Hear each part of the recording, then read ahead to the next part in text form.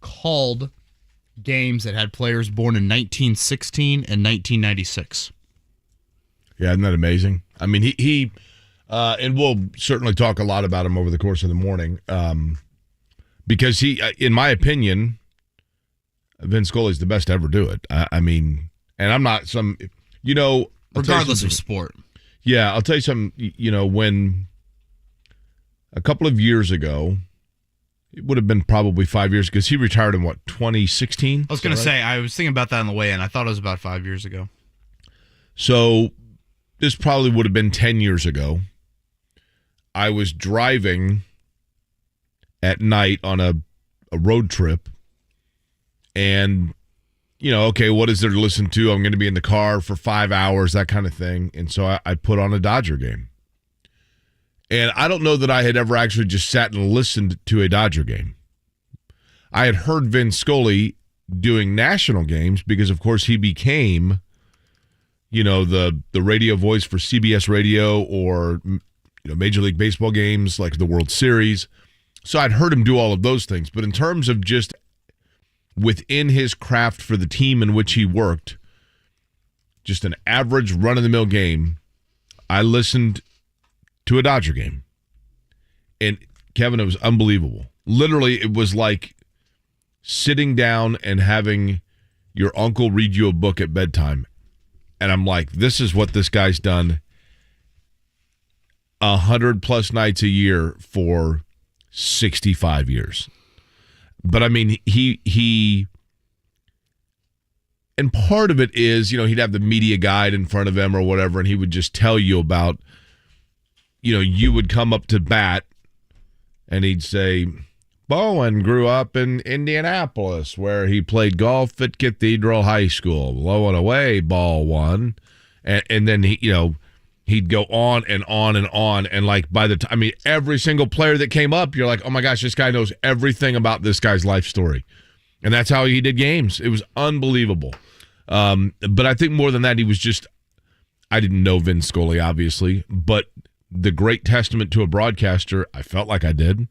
And I think he was just, by all account, just a humble, down-to-earth guy from, and that's the thing, from New York. It's not like he grew up in small-town Nebraska like Johnny Carson and then became the toast of L.A. He grew up in New York City and then ended up in L.A., so he had nothing but big city flair about him through and through, but yet with a totally down-home, small-town nature. Yeah, Jake, I called 2 baseball games in college, and I had no freaking idea how to handle in-between pitches.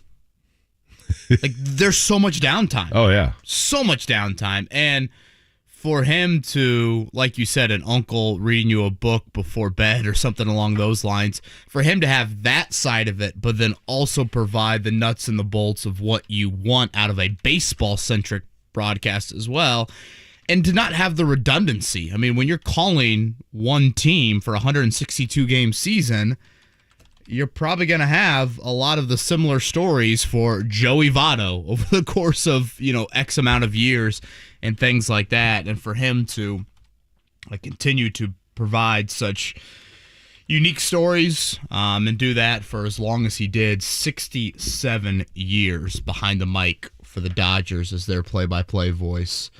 Just an ease and just a conversational aspect to him that will stand the test of time, really, in this industry. I know this specifically isn't play-by-play, but certainly we're behind a mic and doing radio. So Vin Scully passed late last night at the age of 94. Good Wednesday morning to you. I'm Kevin Bowen. Jake Query is across the way. Mark Dykton. It sounds like it's going to be a very hot one today into the 90s as the Colts will be back on the practice field. It's 3 straight days of practice today. Yesterday was their first practice in full pads. They will go again today and tomorrow, those sessions starting at noon. I thought the defense won the day yesterday, and we will see that in our Camp Champ of the day, which is brought to you by Quack Daddy Donuts in Westfield. Did you see the big news yesterday? Best maple bacon donuts reside just 3 miles south of Colts Camp.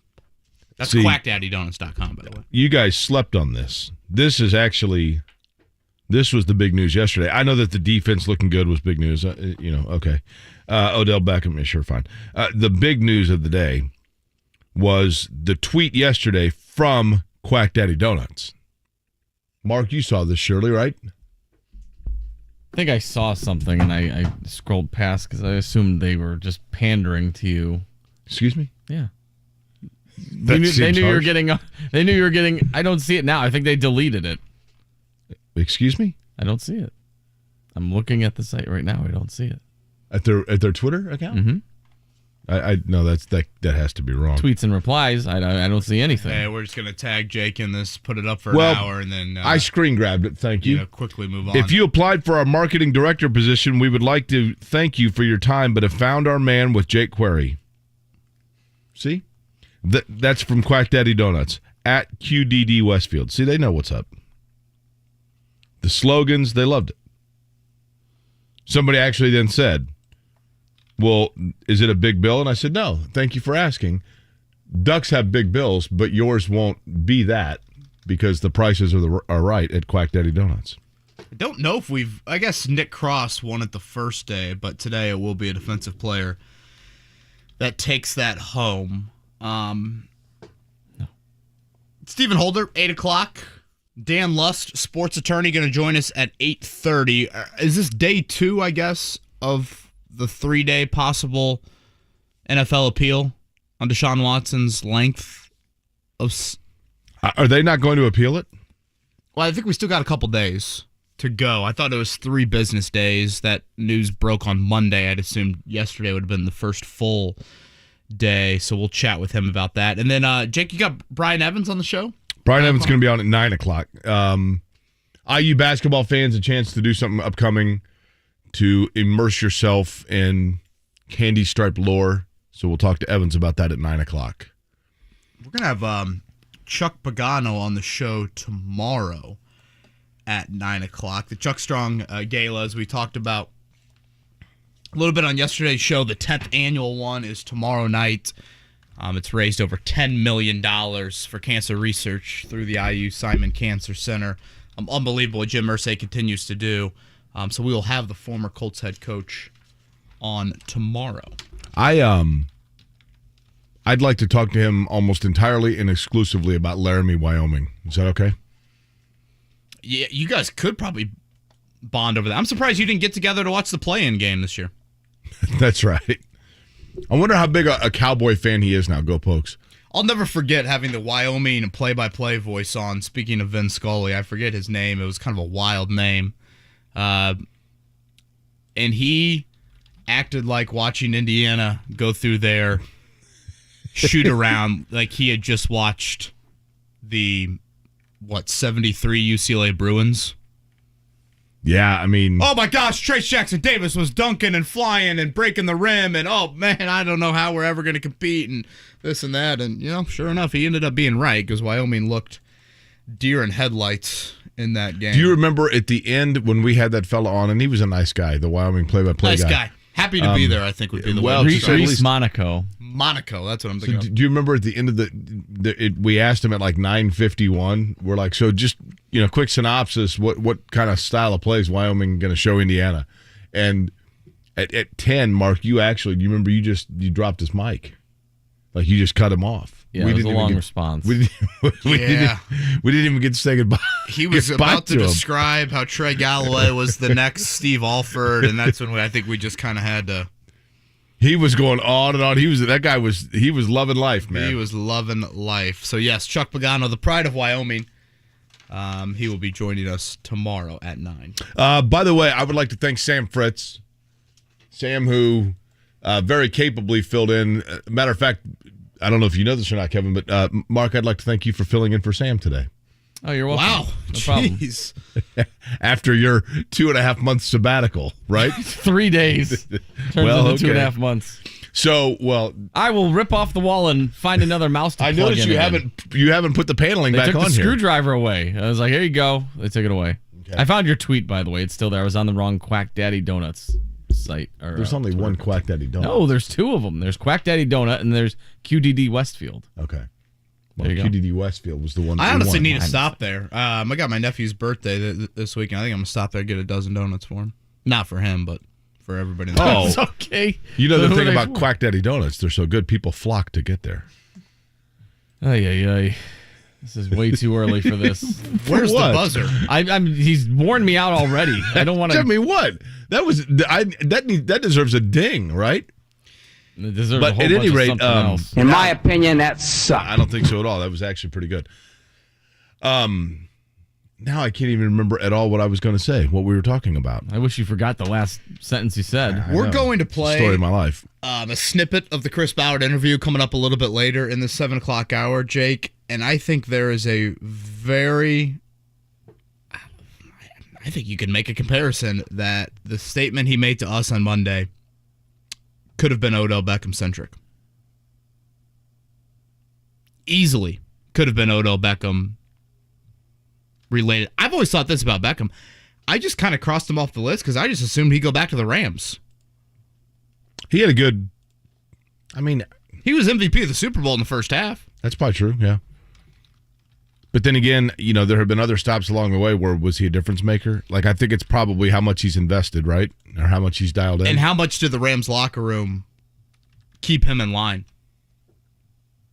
Yeah, he's got a little bit of our test in him, doesn't he? Well, yeah. Boy, you could go a lot of ways with that one. Yeah, there's a volatility to him. I gave him a lot of credit for how he's kind of just blended in with everything the Rams were doing. Now, the antics in Cleveland and New York have been well documented, and rightfully so. And I don't know, was this an Aaron Donald, Matthew Stafford, Cooper Kupp? Like, dude, we are going to win a Super Bowl. You come here, you do your job, none of that BS that you were doing in other stops. And has Beckham finally matured to the point where he was ready for that? Because by all accounts, he handled things beautifully there, and they really he's needed a good him. player. Robert Woods tore his ACL. They really needed him. I just thought with Robert Woods going, Allen Robinson coming in, didn't Van Jefferson get hurt the other day? I think they got Sean McVay still talks like Odell Beckham could be returning. But that was the rumor around Colts Twitter yesterday. He suffered a pretty severe injury, right? Well, that's probably the other big question. He tore his ACL the night of the Super Bowl. Yeah, so which is February 13th. 6 months ago? We're approaching 6 months. 6? Yeah. That's a pretty severe injury. But again, when we play this Ballard clip, Jake, I think you're going to find it interesting. And I mentioned this a little bit yesterday about what I liked about Ballard's answer, wide receiver specific with us, was he was very adamant that if they were to make a move, it would be for a guy that has played in the league and knows how to play the game. There is another element of that clip that I feel like he could have been speaking to Odell Beckham, so we'll throw that out there. So when he was saying it, were you thinking that, or was it once you saw the power of suggestion, then you retroactively in your mind were like, wait a minute? When we went back and Mark, played the, whatever it was, 8 or 9 minute snippet yesterday, and I heard it again, that's when I'm like, that's awful specific by Ballard. And Ballard does this. He does this in interviews where you'll get through a 20, 25-minute interview, and for a GM, he is on the more candid side than most, but there will be kind of a little hidden message within it, and that one I just walked away from, and I'm like, man, he got really detailed there when I don't think we necessarily led him down a super detailed path. It was a relatively open-ended question, and he chose to go down that path. So seeing it yesterday, that's when I'm like, all right, there might be a little smoke here. I still think Beckham goes back to the Rams. Obviously, his health would be a huge, huge question, but I would be good with it if the health box is checked. Well, that's a big question mark there, but so we'll get to that. We'll play that coming up, probably about 20 minutes or so? Sure. Yeah. Also yesterday, and this I understand is probably somewhat esoteric to my geographic area of Indianapolis and the time frame in which I grew up, but when I was a kid, Kevin, we moved to Indianapolis, my family did, from Shelbyville, as I was entering kindergarten. My oldest sister, Juge, was entering middle school, and she, of course, went to North Central, where I went, and she graduated in '84 from North Central, so she was a senior in high school when I was in the 5th grade. Now, Panthers. That's right. Hats off to thee. You have an older brother, correct? Yeah, 5.5 years older. So you understand that, like, you can still recall, you know, like when your brother was in high school or whatnot and you were in middle school or elementary school at the time, like you're kind of wide-eyed about it all, right? And, like, everything's larger than life. Quack Daddy Donuts just followed me. I don't think they Same here. That's big. That is large on this Wednesday morning. Yes, sorry, Jake. Well, they're not following me. And I'm their marketing director. I thought you were running their social media. I thought They're going to DM us I and thought say, you retweeted yourself yesterday. I thought that's what you were doing. they're going to DM me and Kevin and be like, can you please tell him to stop Kevin, with the slogans? there's nobody working narcissistically in radio. There's nobody working narcissistic enough to retweet themselves. That's got to be the most pathetic thing I've ever heard. Who would do that? I mean, you got to be moving on. You got to have some serious issues. So when I was in the 5th grade, my sister was a senior at North Central, and North Central had a running back named Lars Tate, who was like Jefferson in Fast Times at Ridgemont High. He was a larger-than-life figure because we would go to the North Central football games when I was in elementary school, and this guy was, I mean, I'm like, this is the greatest football player. It was Jim Brown, Walter Payton, and Barry Sanders, who we didn't know of at that time, all wrapped into one. I mean, it was like, this guy's unbelievable. And Herschel Walker was the star college football player of that era. I mean, Herschel Walker graduated from Georgia in '82, was a Heisman winner, was a 3-year All-American at Georgia. They won the national title when he was a sophomore.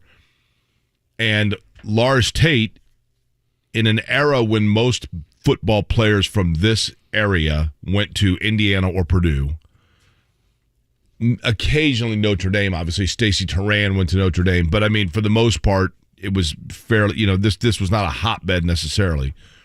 And all of a sudden, Lars Tate, it's Michigan and Penn State and Georgia, and he ends up declaring for Georgia, who is still kind of, lobbying or, longing for Herschel Walker, who had just graduated. So, oh, wow, this guy's going to go to Georgia, and how is he going to fill the shoes of Herschel Walker? So he goes to Georgia and becomes the second all-time leading rusher in Georgia history, leads Georgia in rushing for 2 years, goes to the NFL, got hurt in the NFL. But I, in my mind, had always wondered, did I over-romanticize what Lars Tate was because I was a 5th grader and he was my sister's classmate at North Central and whatever else? And then I researched it a little bit more as I became an adult. And no, in fact, he was the Gatorade National Offensive Player of the Year. He was the #1 recruit in America. He was, I found articles in Atlanta from when he committed there. It was a huge deal that he had committed to Georgia, and they were like, we found our next Herschel. And he lived up to the billing. I mean, not many recruits do. He did. At any rate, his sister Shauna was in my class at North Central, and I mean, I love her to death. But Lars Tate yesterday passed away of cancer at the age of 56 in St. Petersburg, Florida. And he was one of the first athletes, I think, Kevin, that there came this, like, for me, you always wonder if you don't make figures from your childhood larger than life because you're a kid. And he was the first one that was able to find out as an adult, no, I did not. He was that big. You know what I mean? Yeah. He was that big. And so certainly condolences to Shauna, who I love dearly, and to that family as well, who I know is devastated over the loss. He was diagnosed with throat cancer just 6 weeks ago. Yeah, passed away yesterday. I think for a lot of people growing up, and maybe I'm just speaking from personal experience, Jake, oftentimes that initial larger-than-life athlete can be high school. Whereas, for me, a Reggie Miller or Peyton Manning growing up still seems far, far away. Whereas the local high schooler at Carmel, North Central, Cathedral, Lawrence North, wherever, you can go watch them on Friday night for $5. Right. And that seems to be a little bit more of a local connection. Obviously, his sister being in your grade would play more to that. Had he always lived in St. Pete? Yeah, Lars Tate, there was a story about 15 years ago. He actually was shot.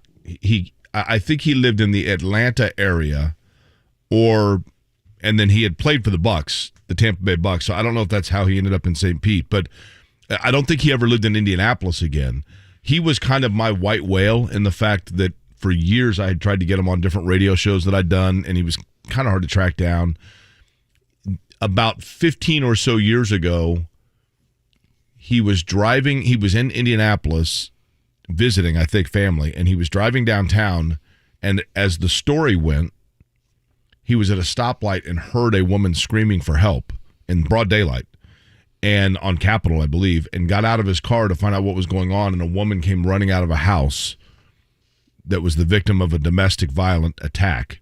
And so he got out of his car to help her when a boyfriend or a husband or whatever came out of the house with a gun, and Lars Tate intervened and was shot. I mean, not fatally, obviously. And there was a lot of speculation at that time as to whether or not that story wasn't embellished and that he wasn't putting himself in a bad situation. But by all account, that story actually was accurate. From everything I've ever heard, I mean, there was never anything to refute that testimony that he actually was an innocent passerby. But I think that he might have had some challenges as an adult at times, but I think got everything straightened out and was living a life of retirement. He kind of resurfaced in the last 2 years with Georgia playing here in the national championship game. He was at the game. He was involved with Georgia football, going out and kind of promoting Georgia. He was a beloved figure within the Georgia football community. So I think a good citizen for the most part, but just kind of a quiet guy, just off the radar. Yeah. So, certainly for me personally and selfishly speaking, it was kind of disappointing because I never got that opportunity to actually meet him, which sounds weird because, I've been fortunate to meet a lot of big time stars, but Lars Tate was one that I always wanted to just be like, man, like you were the giant of my childhood. But that pales and takes a back seat to those who actually did know him and are mourning his loss today. Thanks for sharing that. Again, when we look at this state too, Jake, him and Jeff George, from a Gatorade National Player of the Year standpoint, I can't recall. Went basically from one right to the next, right? Right, but anyone else since then? Yeah, it's a good point. Jalen Smith from Bishop Lure. I'm trying to think of, and that is obviously an Bo Barzalauskas, maybe accomplishment, being the Gatorade National Player of the Year totally. in football. Totally. Did Darren Evans win that with all his touchdowns? Darren Evans would be the closest to Lars in terms of just being, how good he was, right? Right, 60-some touchdowns in his senior year. I think it was. I actually talked to Jeff George yesterday about it because he and I would always joke about Lars Tate because Lars Tate, when Lars was a senior and North Central was like the number one team in the state, they were upset in the regular season by Warren Central, who had this scrawny sophomore quarterback named Jeff George. And so it literally went high school football in the dominance of high school football in Indianapolis of the mid-'80s. You went from North Central, who had Gary Thurman and Lars Tate and John Brown and Ray Wallace, and then that transitioned into those Warren teams with Jason Whitlock and Jeff George and Lance Scheib and Yopi Henderson, I think was his last name. I mean, they had Warren was obviously unbelievable. They were a dynasty, and Jeff was unbelievable, obviously. But Jeff yesterday, told me, he was like, yeah, man, he was that good. He was Eric Dickerson and Jim Brown, and he was that good. We are going to play the Chris Ballard audio here in about 15 minutes. Again, a lot of questions related to Odell Beckham. We'll hit on that. Give away our Camp Champ Award for the day. Full pads came on yesterday for the Colts, though the defense had a really nice day. I also have a plea for Frank Reich here in 2022 that I want to get to as well. Stephen Holder, 8 o'clock. Dan Lust at 8:30 to talk to Deshaun Watson's situation and where the NFL stands from an appeal standpoint, and Brian Evans in the 9 o'clock hour. It's going to be a hot one, but looks like a nice Wednesday here in Indianapolis. Kevin Aquari, 93.5, 107.5, The Fan. It's time for camp. No, not that camp. We're talking Colts training camp. Kevin Bowen here at Grand Park. Colts back to work. So now we can ask the big question. Consistently much better this year. The wide receiver core is a concern. They would have liked to have seen some sort of veteran move there. The Colts have just disregarded. The NFL season countdown is underway. It's Colts camp. 42 ISO X Flash. I want on 93.5 and 107.5. The Fan. You need a lawn care pro and a pest control pro. You can have both in one guy. You. DoMyOwn.com will help you get there with pro products, pro knowledge, and pro support. DoMyOwn.com for the pro in you. The Mower Shop in Fishers, featuring Spartan mowers. They have the perfect mower to fit any yard, any size, anytime. TheMowerShop.com and 317-849-9500. America's leading internet provider just got even faster. Switch to Spectrum Internet, and you now get starting speeds of up to 300 megabits per second. Faster speeds for streaming, faster speeds for gaming, faster speeds for working or learning, all with 99.9% network reliability. So no matter what you do online, you can do it better, safer, and now even faster with Spectrum Internet. Visit Spectrum.com for details. Based on internet subscribers among top ISPs, speeds may vary. Restrictions apply. Indy 11 takes on the Pittsburgh Riverhounds this Saturday, August 6th. Kickoff is at 7 p.m. downtown at Carroll Stadium. Come early to tailgate and be part of the pregame festivities. Pick up your game day poster and ready yourself for 90 minutes of nonstop action. Thanks to game sponsor IBEW Local 481, there will be $11 family food specials and $4 Heinekens all night long. Download the Indy 11 app to manage your game day experience. Buy your tickets or purchase now online at Indy11.com.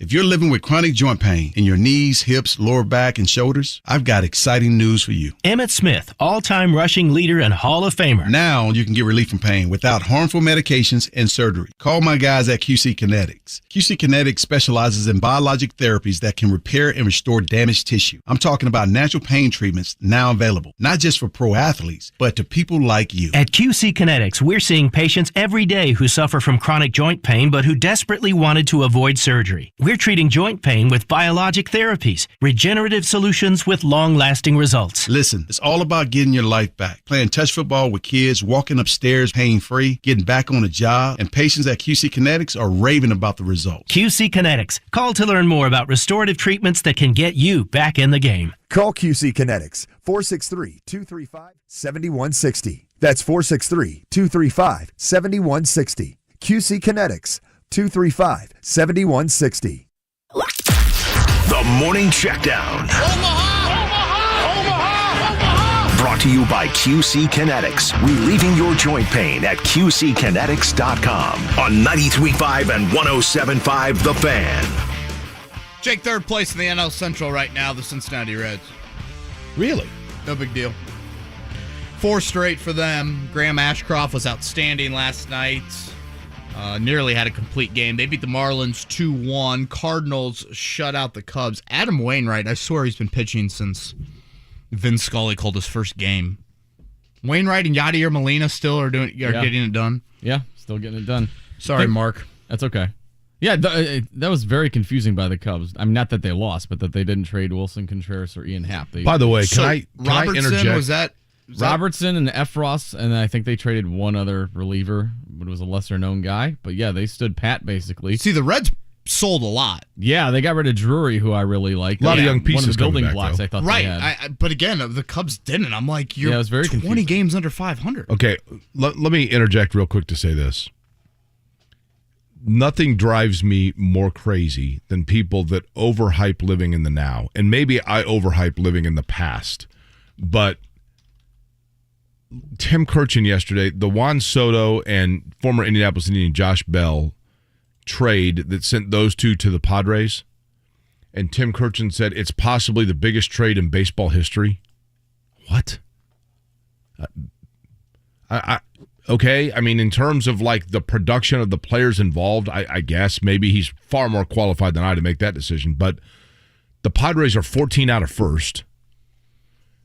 And you could stop 1,000 people on the Las Vegas Strip, and 20 of them would know who Josh Bell is, and 400 would know who Juan Soto. I mean, more than that for Soto, but they wouldn't.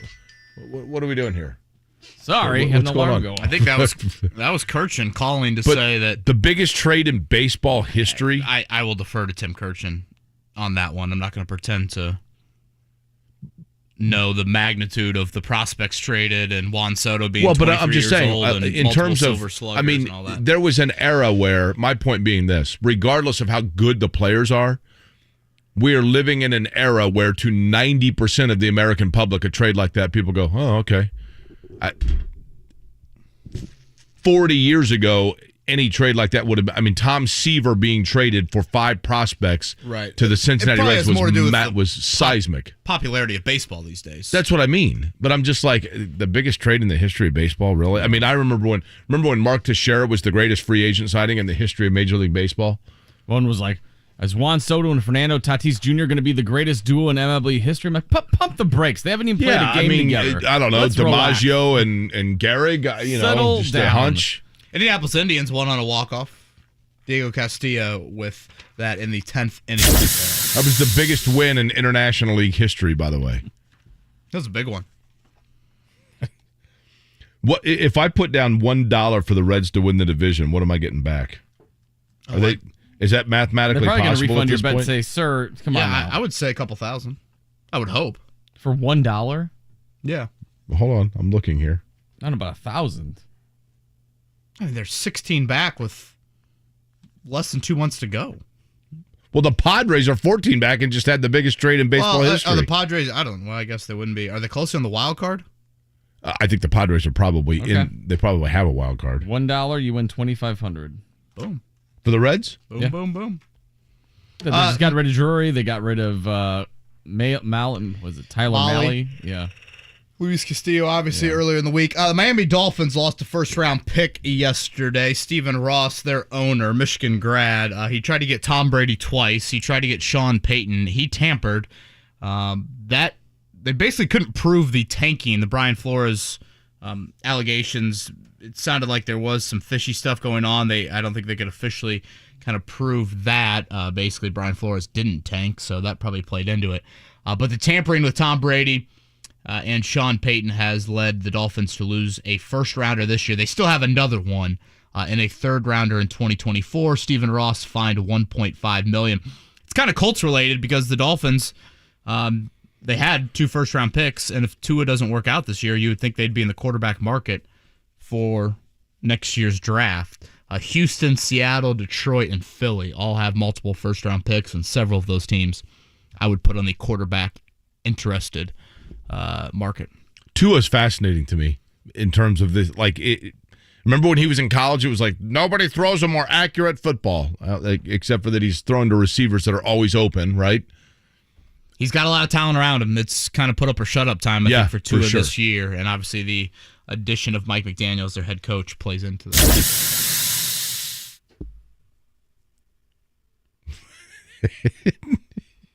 You got anything over there? Well, you pointed over me, so I thought you wanted something else. I'm like, are we throwing a break? What are we doing? Anything else, Jake, for you?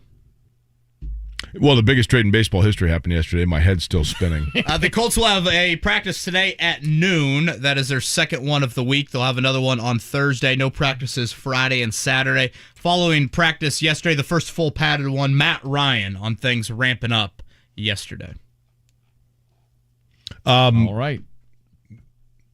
When we come back... Oh, the Matt Ryan You know the Matt Ryan audio? Is Mark asleep over there? I am asleep. Yeah. All right, here it goes. I don't know Football who starts today, and the work we've done up until this point is really important, but, it changes. It changes a little bit when you get in your pads. You got to adjust to that. You got to get used to that, and you got to let things slow down for everybody. Just take a deep breath, relax, and go play, and that's why it's good. It's good we're in them. It's good we're going to get this time on the field to work through it. I thought there was some good today, some sloppy today, but lots to improve on. Okay, 2 things. Number one, we probably should get together during the break here and work on continuity for the morning. Gosh, Mark, boy, that was usually a rough segment. After a team effort yesterday to fix the mouse, we've fallen off the rails. Secondly, Matt Ryan's voice does not match him.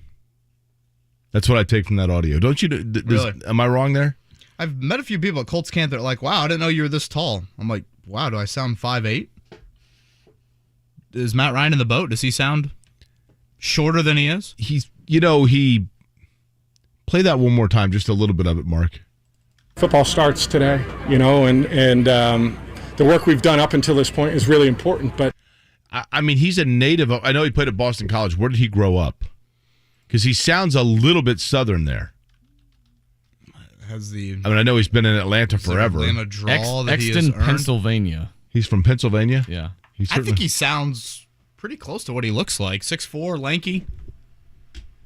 Yeah, he sounds lanky. That's probably a good way of saying he sounds lanky. We'll recap Colts practice. Again, the defense winning the day. The offense had to run after practice. Not something you typically see in the NFL. A little competition to end practice that we'll chat about. But we come back. Some of these Odell Beckham rumors. Is there merit to them? Anything Chris Ballard related from Monday you can point to? Play some of that audio next here. Kevin Aquari, 93.5, 107.5, The Fan. The Colts open the preseason in Buffalo as they take on the Bills.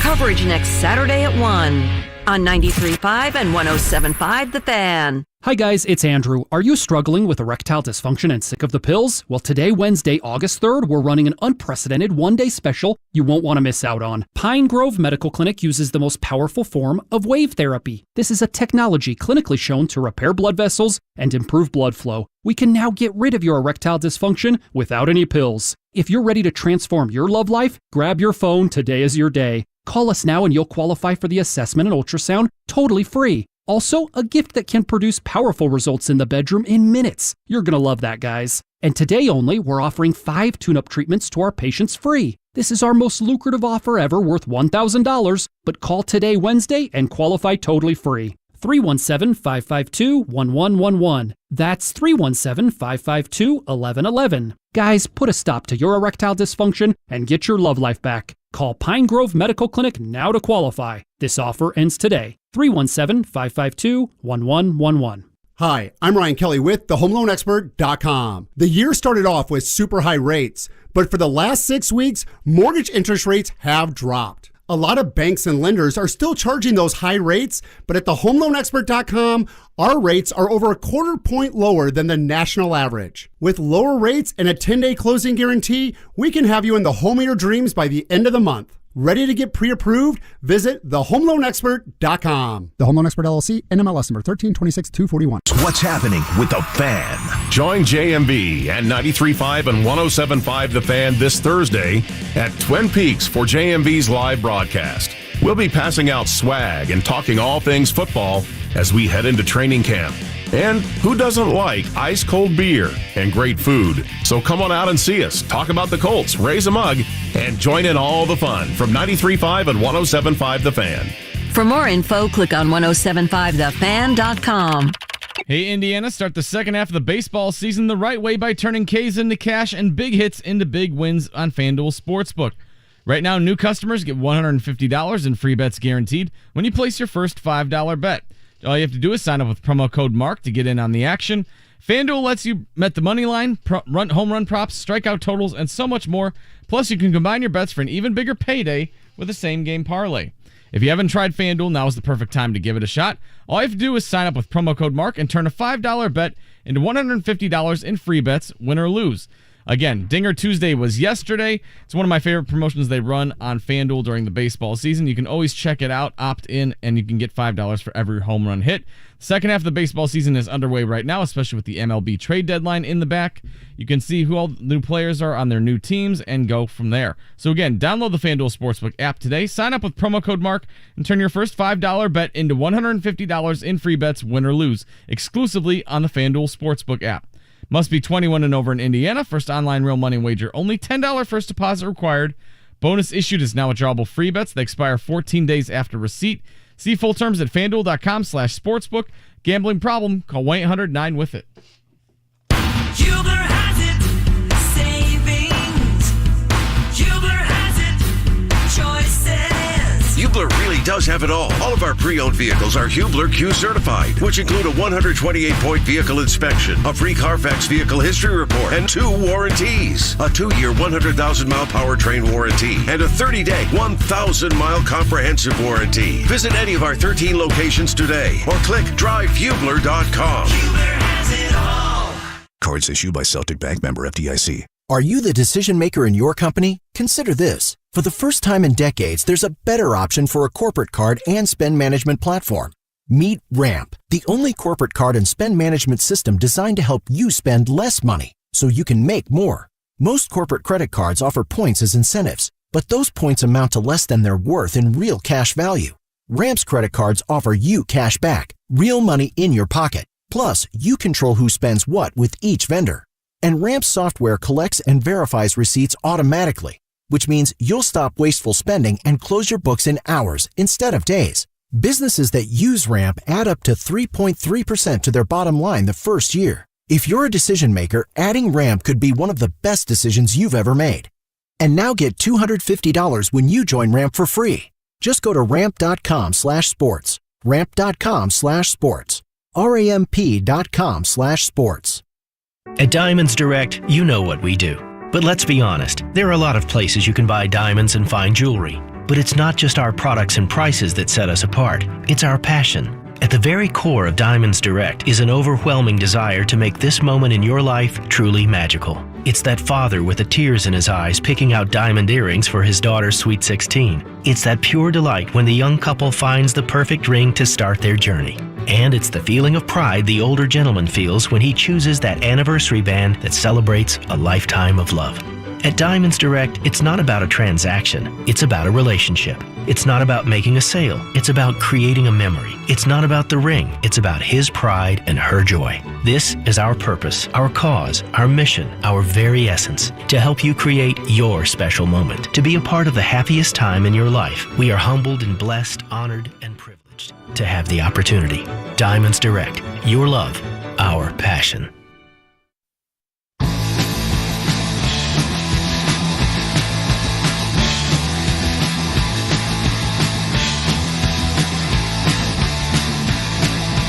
You're listening to Kevin and Query on 93.5 and 107.5. The Fan.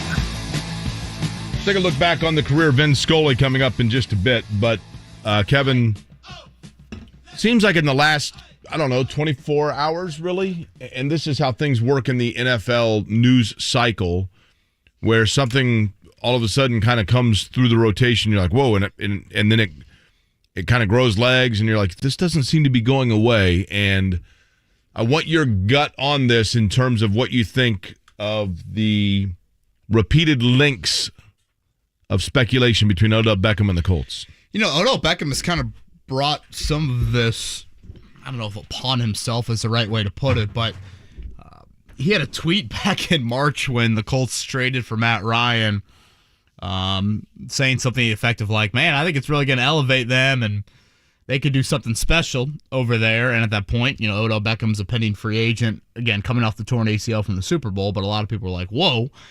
And then a few weeks back, I felt like for like a 6-hour cycle, everyone was freaking out because Beckham tweeted out a picture of his kid in what looked like a Colts uniform, watching TV or whatever, and similar to the Julio Jones hype that fizzled out. It was like a custom T-shirt jersey. Yeah. With Beckham on the back. It either looked like Super Rams throwback or it looked like a Colts uniform. You could probably go a couple of different directions with it.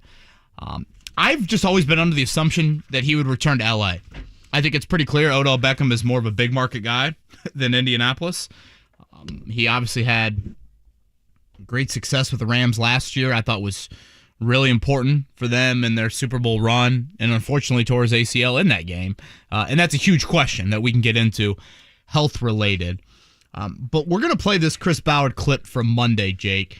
And again, I thought Ballard said some things within this answer, wide receiver-related, that he clearly is pointing to a veteran. But then when he talks about when that particular player might help the Colts, the timetable isn't necessarily week 1. It almost sounds like a guy that potentially might not help you until a month and a half in the season, which would maybe fit where this guy is at coming off a torn ACL. So here was Chris Ballard on Monday with us, wide receiver related. I think we'll get through this week, and then we'll assess where we're at. We like what we've seen so far, but, it's still so early.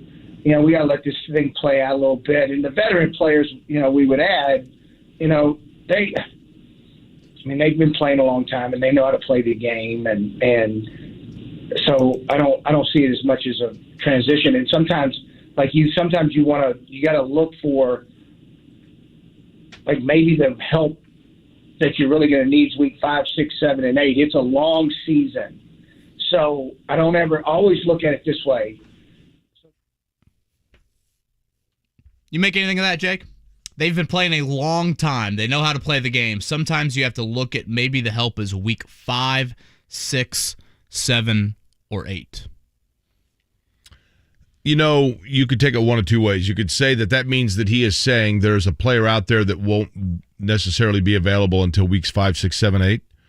Or you can look at it and say, we're happy with who we have, but the law of averages says that by week 5, 6, 7, or 8, somebody probably is going to be dinged up or need rest. There are one or two ways you can look at it. When he said it, I can't recall if you were asking specifically about veteran wideouts or if we asked him specifically about T.Y. Hilton. I think the question was just, at the start of camp, you said you were having discussions on wide receiver. A week into camp, are those discussions more active, less active? Right. And that was his answer. Part of this is fueled by Odell Beckham, as you had mentioned, his kind of cryptic flirtation with the Colts or just in general. And there is something to, is it possible that the Colts or some other team are a bargaining chip for Odell Beckham, who is trying to get as much money as possible or interest generated by the Rams? Is this DeAndre Ayton Pacers related?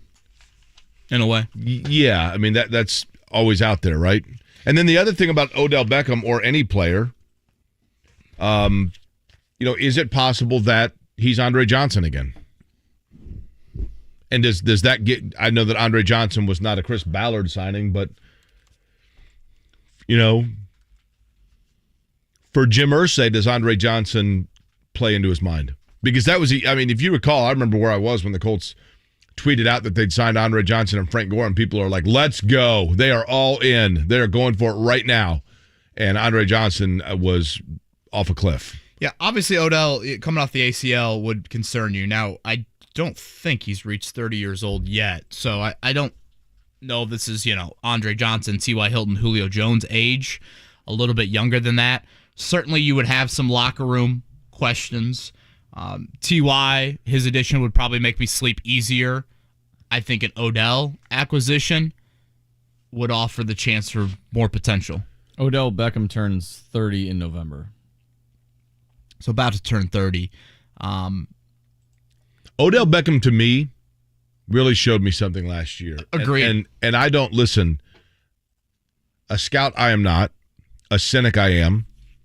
However, Odell Beckham, and I know that he's a wonderful talent, but I felt like in the last 2 years that Odell Beckham has become or had become,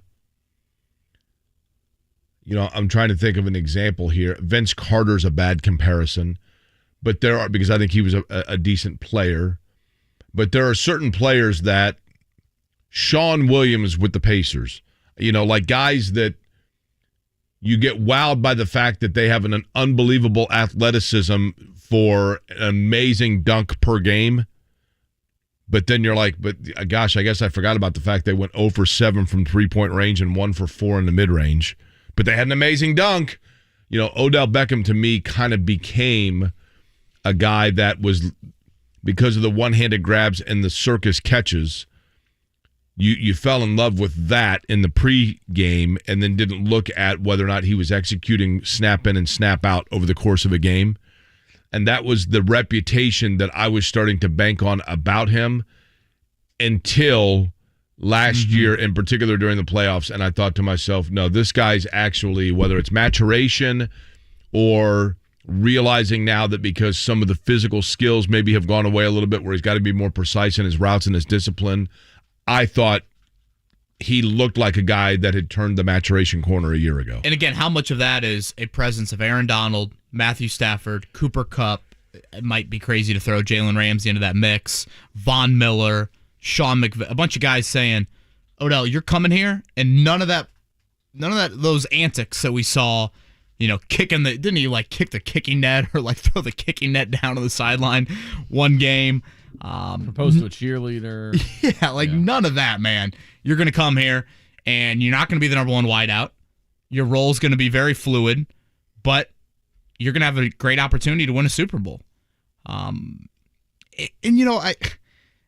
Jake, I was a little hesitant to play the Ballard clip, but I wanted to play it because there are different points in press conferences over the past few years where the Colts have ended up making a signing, a trade, a move, and you could easily go back to a Ballard comment from the previous day, the previous week, whatever, and you can read into it that this move was on the horizon. So that's why I wanted to play that clip. I don't necessarily think that Odell Beckham and the Colts are at some finish line or it is going to happen. I still think he goes back to the Rams. But I thought that clip was pretty interesting in the mention of week 5, 6, 7, 8, something along those lines there. You would certainly need the medicals to check out. And even then, in late October, mid-October, he'd still be what? 10 months removed? Not even 10 months removed. I mean, from the torn ACL. Who's a player that we've seen come back at the receiver position from a torn ACL? Well, Beckham did not come back initially from the one he had in Cleveland. I look at Julian Blackmon here. I know it's not the same position, but I think the movement is pretty similar. I mean, Julian Blackmon tore his ACL in December of the Pac-12 title game 2 years ago, and he was starting in the NFL week 2 the next September. Allen Robinson was one that came off a torn ACL. How long was he out? I mean, he was his contract year with the Jaguars. Then he suffered the torn ACL, and the Bears signed him, and he was out for. Well, I say he had to have missed the majority of that season leading into free agency, and they came back with the Bears, and now he's with the Rams. I mean, Blackman's recovery was about 10 months. I mean, so if it's 10 months, and Blackmon, let's be honest, was 21, right? Yeah, not 29 and not having done it twice now. 29 with 30,000 miles on him, right? Sure. But let's just say it's 10 months. You're at December now, right? I mean, that's the big thing. Yeah, and that would concern me.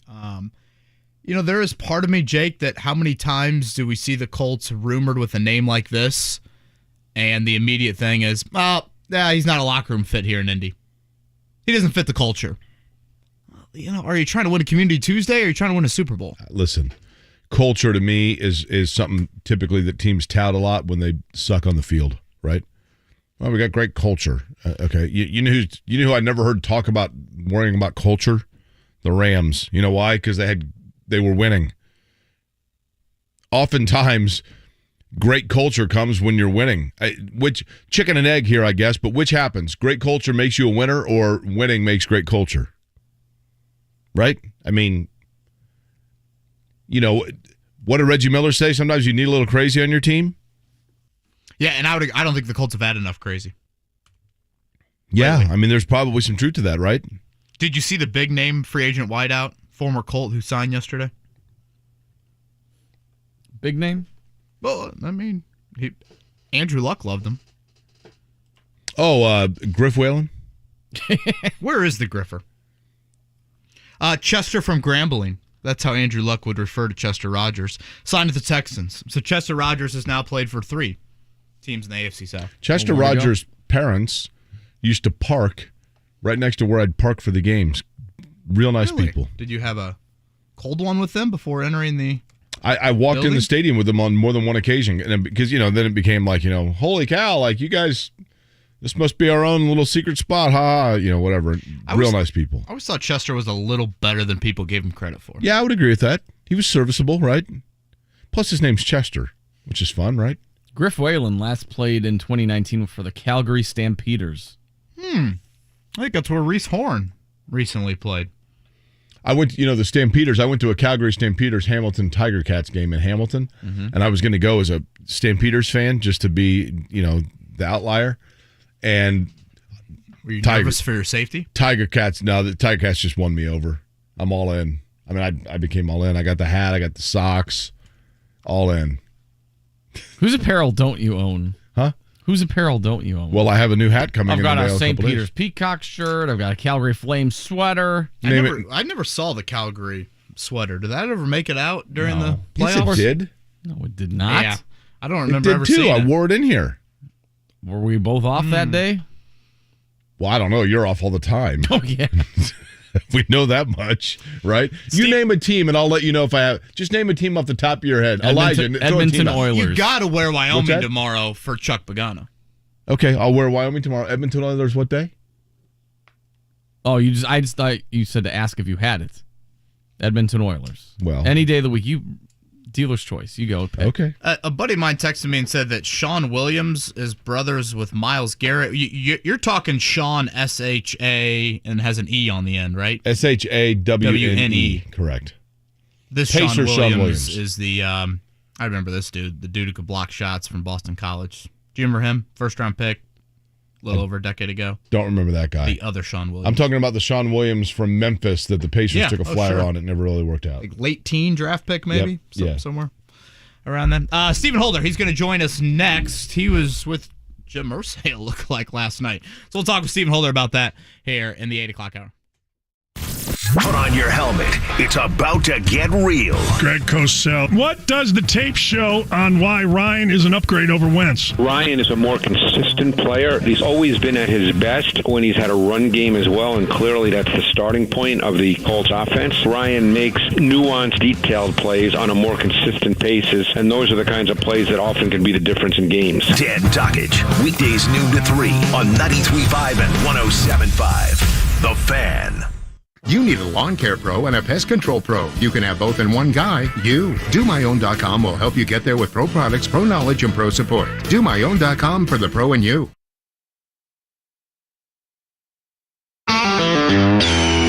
This is for the men who never settle, the ones who believe only quitters end a game in a tie, the type of guys who choose the bar with the biggest TVs to overcompensate for theirs at home. This is the Lodge mentality. This is Twin Peaks. No one does happy hour like Twin Peaks. Whatever your preference, they have everything from tequila cocktails and an extensive bourbon category to top shelf spirits and cocktails served over ice balls. And don't forget about their 29-degree man-sized drafts. Twin Peaks. Eats, drinks, scenic views. Hey, it's JMV for the absolute best in realty. Mark Dietl Realty. 317-755-4232. That's 317-755-4232. Online, markdietl.com. That's markdietel.com.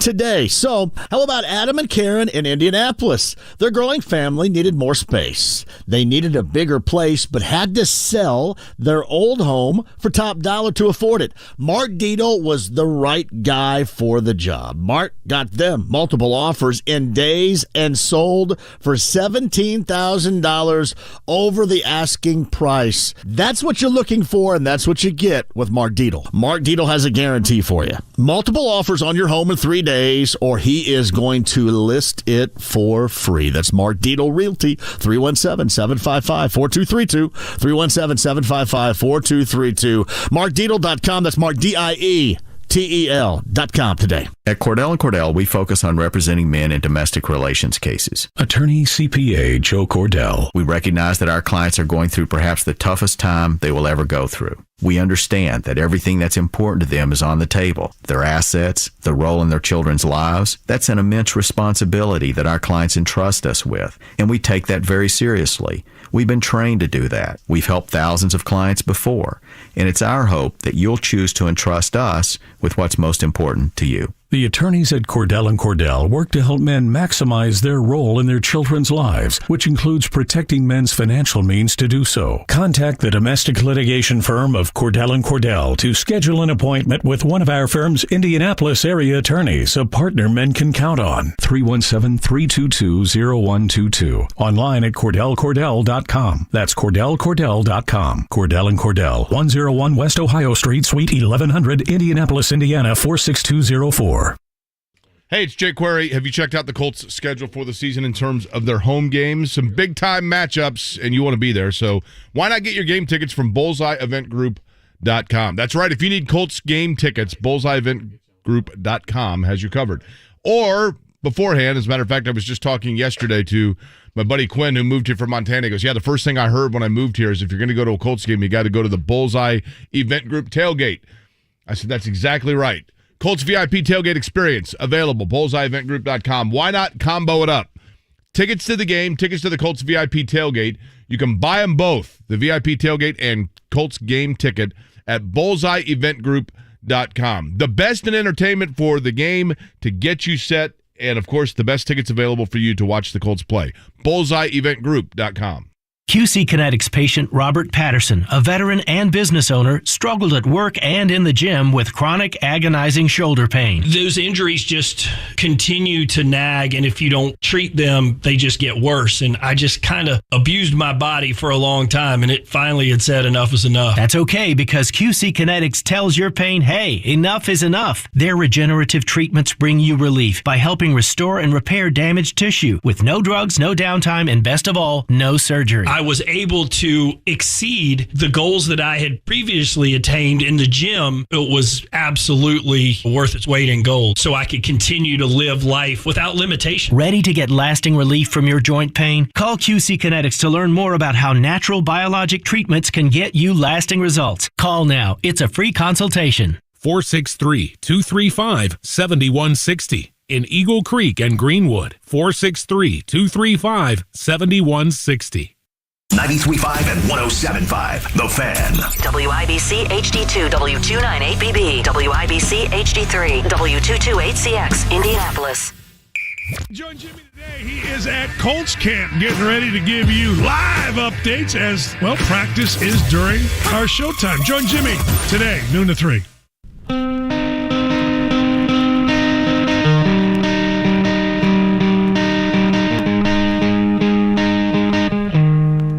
You are listening to Kevin and Query on 93.5 and 107.5. The Fan. When Stephen Holder became the new ESPN writer covering the Colts, taking over for Mike Wells, I didn't realize he would go full Mike Wells on us. At least I thought that's what he was doing yesterday when I didn't see him at practice. I'm thinking, man, he's already going Wells treatment and just taking random days off and not just showing up to Colts practice. And lo and behold, I see on social media last night, Jim Irsay, I believe Stephen Holder might have been strumming a guitar with Jim Irsay.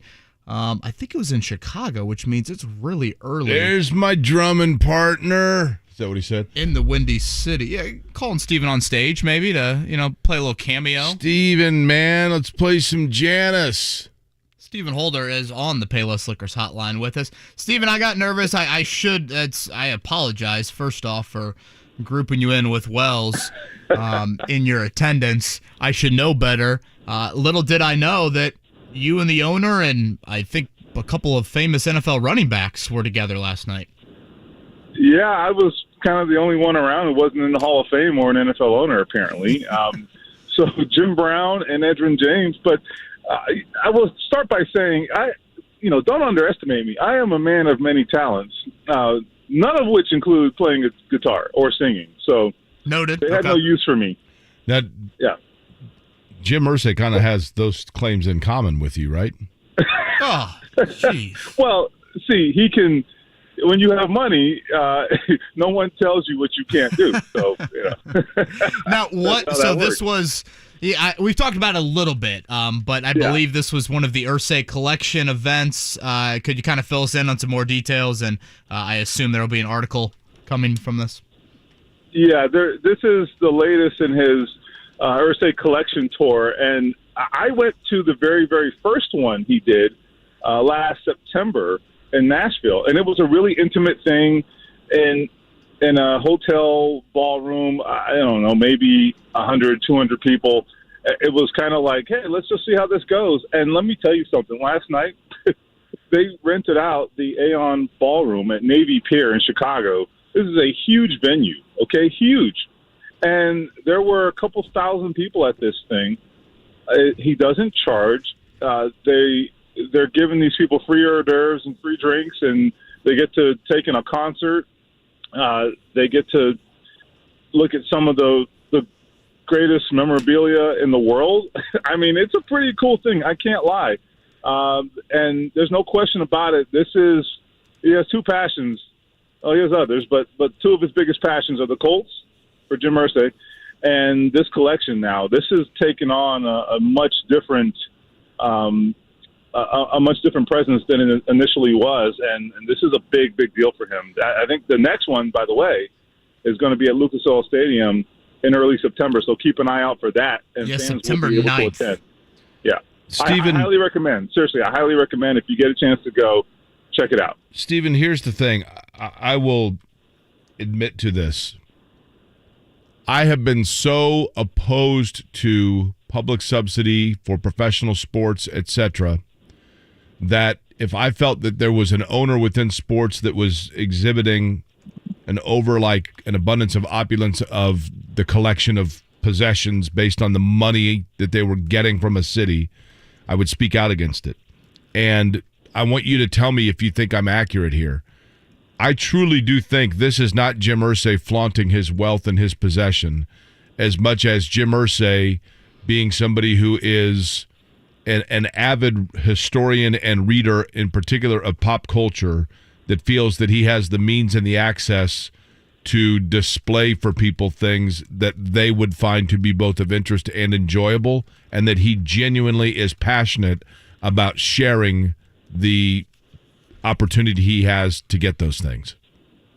No, 100% right. And look, you can feel about Jim Irsay or just wealthy people in general however you wish, right? That's fine. And there are a lot of criticisms, I'm sure, that we could come up with. However, this is the reasons for doing this is exactly what you just said. He has such a passion for this, and if you talk to him about it, and I have recently, I've talked to him extensively about this. It's like it's like a kid talking about their baseball card collection. They don't talk about it in a braggadocious way. They talk about it like, oh man, I'm so lucky. Look, I got this card in my last purchase, and look at this card I got in my last pack. And that's how he looks at it. If you talk to him about it, the word that keeps coming up, that he keeps repeating, is steward. He sees himself as a steward of this stuff. So he goes out and he pays $2 million for a guitar or $6 million for all these belts, and all he wants is for you to come look at it and appreciate it. So I got to give him credit. I mean, that's not something where he's not making any money off this. I got to tell you. And listen, Jim Irsay is a good businessman. We know that because he's got a lot of money. But look, this isn't about that. And I don't know where this ultimately goes. I think that there has been talk about maybe building a permanent museum. On the other hand, he really loves this actual tour setup and taking this around and letting the world see it. And I'm not sure he's ready to settle down yet. So we'll see how this goes. But it's a really fascinating thing. And let me tell you, the passion oozes from him when you talk to him about it. Stephen Holder now with ESPN.com, and he is with us here on the Payless Liquors hotline. Stephen, what you missed on social media yesterday was an Odell Beckham Colts rumor. I don't know if you slotted into the Julio Jones Colts rumor from a couple of weeks back, or if you think there's a little bit more validity with it. Have you heard at all the name Odell Beckham and the Colts this offseason? No, I don't buy it, and I have not heard that. And I tell you why. Besides the Colts genuinely wanting to see, what they can do with this wide receiving core. Despite that, all right, take that out of the equation, even though that is very true. I think you have to look at Chris Ballard and his tendencies. I say this all the time, and you and I have talked about this. Chris Ballard is nothing if not predictable. We know generally where he's going to go on a matter because all you have to do is look at his history. So be it the draft, be it free agency, or whatever decision it is, right? We can look to his history and get a pretty strong indicator of what he's going to do about a particular issue. And I think this slots into that when you look at wide receiver and how he has treated that position in the past. I get it, right? He hasn't spent a lot of big money at that position. He hasn't spent a lot of money in free agency at most positions, but certainly not at wide receiver. And in fact, we could argue about the resources in general spent at wide receiver. I think the other thing is I think Odell Beckham was really key for the Rams late last season. I loved the way he played, and he was going to have an MVP-like performance in that Super Bowl the way it was going. However, he's a guy who you're going to have to pay him significant money, but I don't care about the money. I think what's the reality of it is that if he does come to a team like the Colts, you got to feed him. When he's healthy, and he's not even healthy yet. But when he is healthy, you kind of have to feed him. And that's not what they're about, first of all. Frank Reich wants to spread the football around. And secondly, they are trying to develop these young guys. So I just don't think that it fits in any real logical way. And secondly, It is not my understanding that they have had those conversations. So, look, you look at everybody, and you have to be aware of what's out there. But, no, I do not take this very seriously whatsoever. Steven, who plays, in your opinion, who catches more balls for the Colts this year? I'll go with, Mike Strawn or T.Y. Hilton? Man, that's an interesting one. I think as we both sit could here, be at 0, to be fair. the way we're probably going, is a slight possibility of that. The way we're going, it sure could be. I tell you what, I'm a little less bullish on T.Y. Hilton, on like a prediction of T.Y. Hilton joining the Colts at this point. I'm not saying it won't happen. I don't know. But two things. Number one, I am not convinced T.Y. is really banging the door down to play. I'm just not.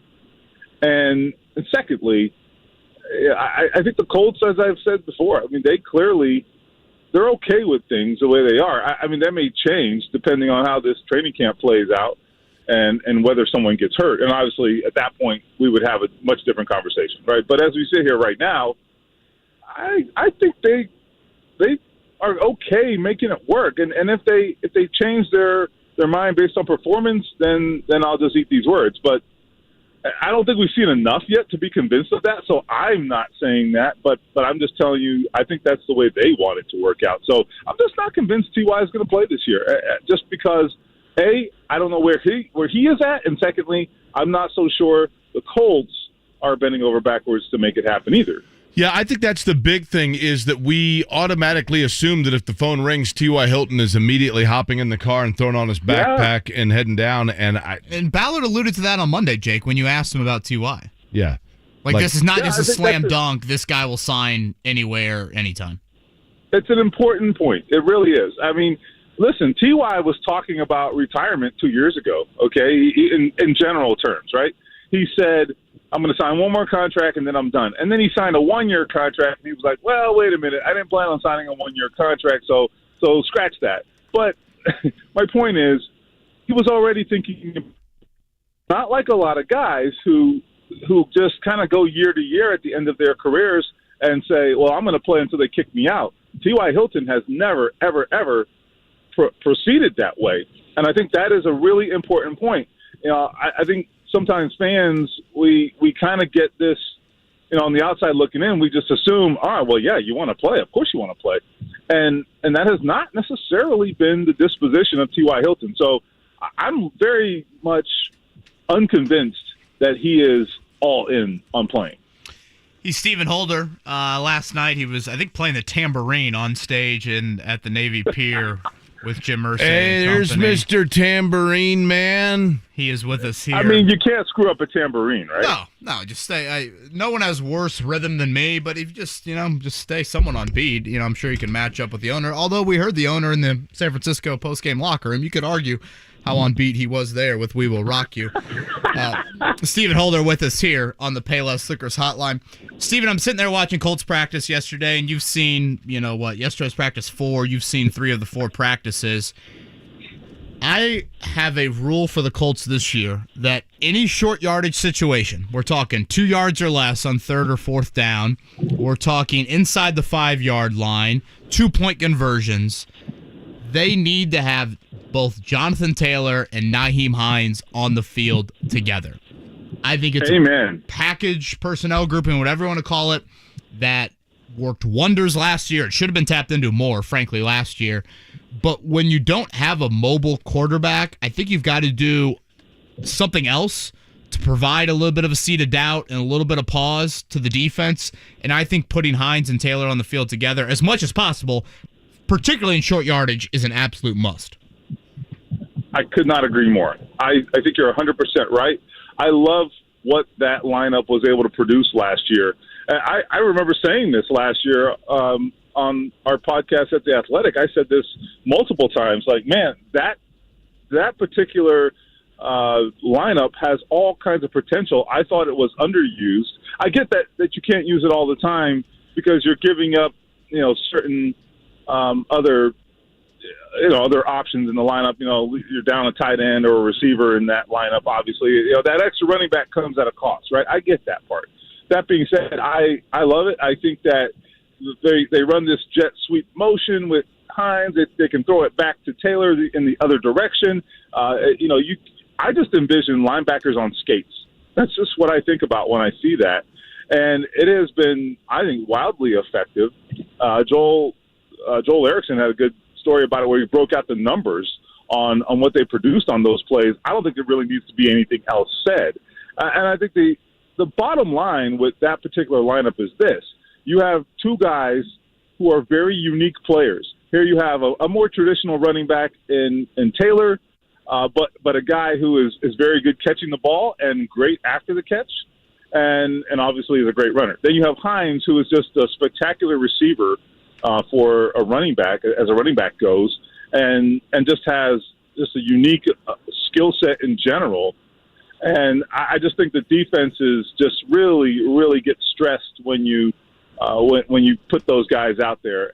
I'm just telling you, I think right now they are really seeing the potential of that. And I think now that they've had a whole offseason to think about it, I think now they have the ability to tap into it in more diverse ways.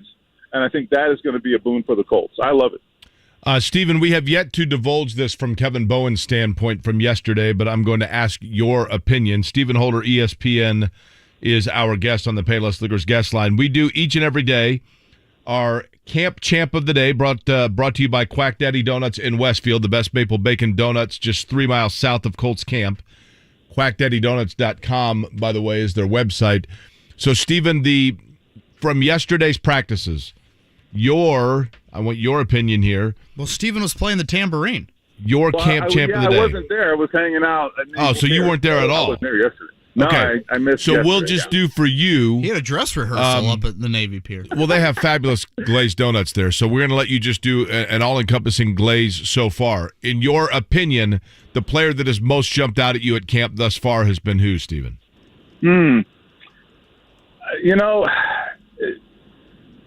Paris Campbell might be the one. Paris Campbell's been outstanding. Again, I didn't see yesterday, no idea what happened, but listen, I may eat these words, okay, but I'm just telling you, man, if they ever get this guy for a full season, and I know, okay, the question is right now, right? We're talking about now. We're not talking about November, so I can only speak in the current. But Paris Campbell's just tantalizing. He really is.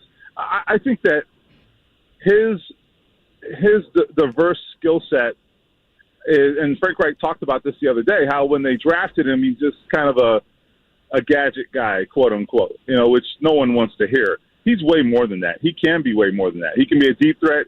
He can be an intermediate threat. You can use him on the end around. You can use him against zone in the middle of the field. I mean, there's nothing really that he can't do because I think he really is a complete receiver. I just don't think we've been able to see it consistently enough, and they have been reluctant perhaps to rely on him more. And I get it. I'd be the same way. But, man, it really is tantalizing, and you start to see why they keep talking about him. I know people get a little frustrated with it, like, yeah, man, I don't want to hear about this. But if you're coaching the offense and you're looking for your biggest weapons, he's one of them, and I get it. So it's just, I don't know. We'll see how this goes. But has this been an answer for him? In other words, when Paris Campbell has been healthy in years past, has he been a regular answer for this question, or has he even exceeded the play of what we've seen from a healthy Paris Campbell? Yeah, I mean, I think he's had strong camps in the past. I just think he has a level of confidence, though, now that he did not in the past. I think that's the difference. And confidence is big for young players. I mean, your health is part of your confidence, obviously, right? So that's a factor. But just understanding the game, and I think for Paris Campbell, I think one of the biggest changes for him has really been mental. And he talked about this. He has really, I think, changed his mental disposition. He's gone from feeling sorry for himself, like, man, every year I get hurt and I'm so frustrated and I'm tired of this, as anybody would understand. But he has really, I think, developed a maturity about this, and it doesn't mean he's going to stay healthy, but definitely I think it has helped his confidence to achieve this level of like mental maturity where he understands, listen, I'm going to go out here, I'm going to lay it all out there, and whatever happens, happens. He really is at that point, and I think his performance is benefiting from it. Steven, last one from me. The biggest position of strength for the Colts, and you cannot say running back. Okay. I think quarterback. I mean, I know maybe there's more talented units, perhaps, but I mean, think about this. I mean, how many years of experience do you have between Matt Ryan and Nick Foles? And think about what the offensive meetings are going to be like this year. Think about that. I mean, Nick Foles is a really smart football player, and then there's Matt Ryan who has seen a few things. I mean, think about that group of quarterbacks. Even Sam Ehlinger, who's really, really perceptive and understands the game. Think about those guys in a room with Frank Reich and Marcus Brady. I mean, it's like 500 level football, you know? And I just think maybe not physically, it's probably not the strongest position, but certainly when you factor in the physical and the mental and the experience, that's a heck of a group, man. And I just think the Colts have an opportunity to really do some interesting things on offense and to really perform and execute at a high level because of who they have in that quarterback room. That's where really the execution starts from. It starts with your quarterback understanding things and seeing things and anticipating things. Have we passed the windmills on 65 yet? We have not. We are across the Indiana line on 94. So, clear sailing from here. I'm not saying that miserable. I'm not saying that I'm overly neurotic, but from the time that you are coming from, well, the north or south, that you very first see one of the windmills on a clear day to the time when you last see it disappear out of your rearview mirror is 27 miles. Okay, the fact that you know that is either really. Will you set your odometer to that, Stephen, today? Stephen, let me tell you something, okay? Let me tell you something. There are a couple of things here that this working relationship benefit you. The first being that you might be able to go in and get yourself a maple bacon donut at Quack Daddy Donuts if you name drop us. And the second being that you have 24-hour access to the neuroticism that's within this brain. Like, don't you ever just thank yourself for that? Listen, there's nothing better than waking up to a 3 a.m. text from Jake Query about God knows what. I tell you, that'll get your day started. Okay, and that's happened before, hasn't it? Yesterday, it probably has. Yesterday, I had a couple missed calls from him. I'm like, oh God, what in the world could this possibly be? For whatever reason, it seems as though the frequency with which I'm calling people and it's then showing up as a missed call to them seems to be increasing. I wonder what that says. I no idea. That's a look in the mirror moment. Steven, safe travels back. Thank you for joining us early this morning, and I'll see you at Grand Park in a bit. Okay, see you in a couple hours, guys. Stephen Holder right there on the Payless Liquor. Rockin' and Rensselaer. We're going to get a little bit of the legal jargon here coming up. Dan Lust, sports attorney, not only talked to Deshaun Watson, I think you could also throw some NIL stuff. I don't know, this Miami Dolphins and the tampering penalty that came down for them yesterday. I don't recall a tampering penalty ever in the league being this severe. So quite the statement yesterday towards Stephen Ross from the league with that. Maybe a little Saudi Golf League as well. We'll do that here with Dan Lust in about 5 minutes, but let's do a morning checkdown first. The Morning Checkdown. Omaha! Brought to you by QC Kinetics. Relieving your joint pain at QCkinetics.com. On 93.5 and 107.5 The Fan. Big trade yesterday, Major League Baseball. Tim Kirchin said it's the biggest in the history of the sport. Babe Ruth seemingly was pretty big, but I digress. That has Juan Soto and former Indianapolis Indian player Josh Bell headed to the San Diego Padres. Interesting because the Padres well back of the Dodgers in the division, but as you pointed out, Kevin, right there for the postseason in terms of the wild card, and then all bets are off, right? Well, and the Reds are about to be right there as well. They've won 4 in a row. They're now third in the NL Central, knocking on the playoff door. I think they're 15 back of either the wild card or the Central. Cardinals shut out the Cubs 6-0 yesterday. Adam Wainwright, terrific in that one. And how about the Indianapolis Indians? A walk-off last night. My good friend Brian, he claimed he was a difference last night because he bought one of those beer bats. Oh, really? How many? Well, I think just one. Did he say which one he went with? The Yingling or the? Do you know the price on the beer bat? I did not get the 15. Is that right, Mark? Yeah, 15. What a well-invested $15. He actually went a month ago and said his beer bat broke. Well, all bats break. I mean, we see it happen nightly in Major League Baseball. So good for him to go back and make sure he has another one well stocked. You never know when you need one. Well, we were moving and we have two of them, and my wife's like, "Can I throw these out?" I'm like, "The hell you can! That's $30 you're throwing down." What do you do with them? Bubble wrap. I hope you put on those bats. I know. I need to display them somewhere in our home. They fit in a china cabinet? No, they can't fit in the china cabinet. And they fit in the china cabinet. Nothing like my daughter's 20-year-old intern Elijah talking about the china cabinet. Mark moved into his new home and apartment over the weekend. My daughters are playing with them right now. Which probably, I mean, a little flimsy. Yeah. No, they're solid. Jake, you thought so? I brought one in to studio one time. Yeah, they're cool. Now, that was one of the Kevin's 9 weeks off, but yeah, they're cool. Yeah, 9 weeks off. Wait till you see the baby coming. How much time I'm going to take off? That's what they asked me about that yesterday. They're like, after that, this is a true conversation from yesterday with our boss. Hey, have you talked to Kevin about his plans once the baby arrives? To which I replied, he's having a baby. Okay. Colts camp back on the practice field today. Noon practice today and tomorrow. Thank you, Elijah. I should have cued you in for the swoosh there. Here was Frank Reich yesterday on the full pads coming on and the defense benefiting from that. That usually is the case the first day in pads. I would say that's over the years, but I thought the defense did good. I thought we had a lot of red zone today, and that's the other thing that typically happens when you get in training camp.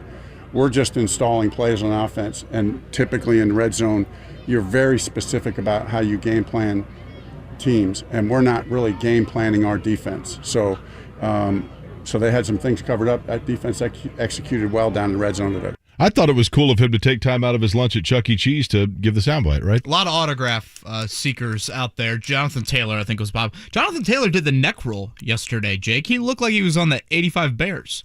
Does the neck roll, what exactly does that do? I would assume. I mean, it looks super cool for sure. Well, that certainly, I would assume, relieves some sort of stress on that area of the body. I always also thought if you were a running back in the day, as the kids say, I always liked we called them the bird cage face mask as opposed to just the lower face mask. I like the Gary Anderson 1 bar. The Joe Theismann? He was another 1 bar guy. Gary Anderson, he struck me as a dude that wasn't a very nice fella. I could be totally off on that. The kicker? He just always had just kind of that look to him. Didn't he have a brother? I know the bars, there were like, speaking of bars, not the helmet bars, but Matt and Chris Barr. And then there was Gary Anderson, and I know what I'm thinking of, Morton Anderson, who went to Ben Davis. Morton Anderson, real nice. Of the Grammatica brothers. They look like the Great Gazoo from the Flintstones. And then Morton Anderson that went to Ben Davis is the one that is probably the coolest guy ever to play football. Have you ever talked to him? Yeah, he was. My dad had him in class, foreign exchange student. Your dad had him? What did he say about him? Hopefully he said he was cool. Yeah, good. Yeah. A bit of an accent. Correct. Corona was in the beer bat. Do you think they get multiple limes with the beer bat if you go Corona? Good question. Yeah, maybe 3, 4 to fill the entire bat there. I like how Mark hands all over the reins to Elijah, the enthusiastic intern, and then Mark just disappears but chimes in every once in a while when we start talking about beer. Well, hey, otherwise he's over here breaking pops stuff. Out of his seat. I came off vacation and I had to engineer this whole studio yesterday with the mouse issue, so I was like, I need a cold one. Did you not get the memo? We're not supposed to talk about those things on the air. I fixed it. It's fine. The wall's still missing, but I'll fix that. Give me some stucco. We come back, Dan. Let's talk where things are at. There's Deshaun a huge panel of the floor over here that Mark left. Appeal-wise. We'll do that next here on Kevin and Corey. Payless Liquors is always on target when Charlie says sell it. Check out these deals. Mom Water 4-packs, $8.99. Woodbridge Wine, all varieties, in the 1.5 liter, only $9.99. Bud Light and Coors Light 12-ounce 18-packs are $14.99. And Canadian Club, the 1.75 liters, only $16.99. That's the same price Payless charged back in 1992. Crown Royal 750s are $23.99, and Grey Goose Vodka in the 1.75 liters, only $39.99. Plus, Payless is hiring. Just go to PaylessLiquors.com for the application. Don't pay more, get more, and pay less at Payless Liquors. Indy 11 takes on the Pittsburgh Riverhounds this Saturday, August 6th. Kickoff is at 7 p.m. downtown at Carroll Stadium. Come early to tailgate and be part of the pregame festivities. Pick up your game day poster and ready yourself for 90 minutes of nonstop action. Thanks to game sponsor IBEW Local 481, there will be $11 family food specials and $4 Heinekens all night long. Download the Indy 11 app to manage your game day experience. Buy your tickets or purchase now online at Indy11.com. Hellsberg Diamonds presents The Guy Who Got It Right. Tim needed an engagement ring. He did research, listened to hints from his fiance's friends. She wants a lab-grown, oval-cut, and white gold with a halo. And he went to Hellsberg Diamonds. At Hellsberg, Tim found an incredible selection of high-quality, lab-grown, and natural diamonds. He also found the ring she really wanted. Nailed it. She is gonna freak. Be like Tim. Find the ring of her dreams at a Hellsberg near you or at Hellsberg.com. Ask now about special financing offers. We are at Colts camp. Let guys get reacclimated to doing football-specific activities. We're going to get a real feel for how dialed in they are. If you're talking about it, Shaq, Darius, Shaquille. Year number 1 of Matt Ryan. You let him go side to side. He's the best linebacker. We're talking about it. There's very little downtime in between snaps with Matt Ryan. You got to look at everything. Your home for Indy Sports. 93.5 and 107.5. The Fan.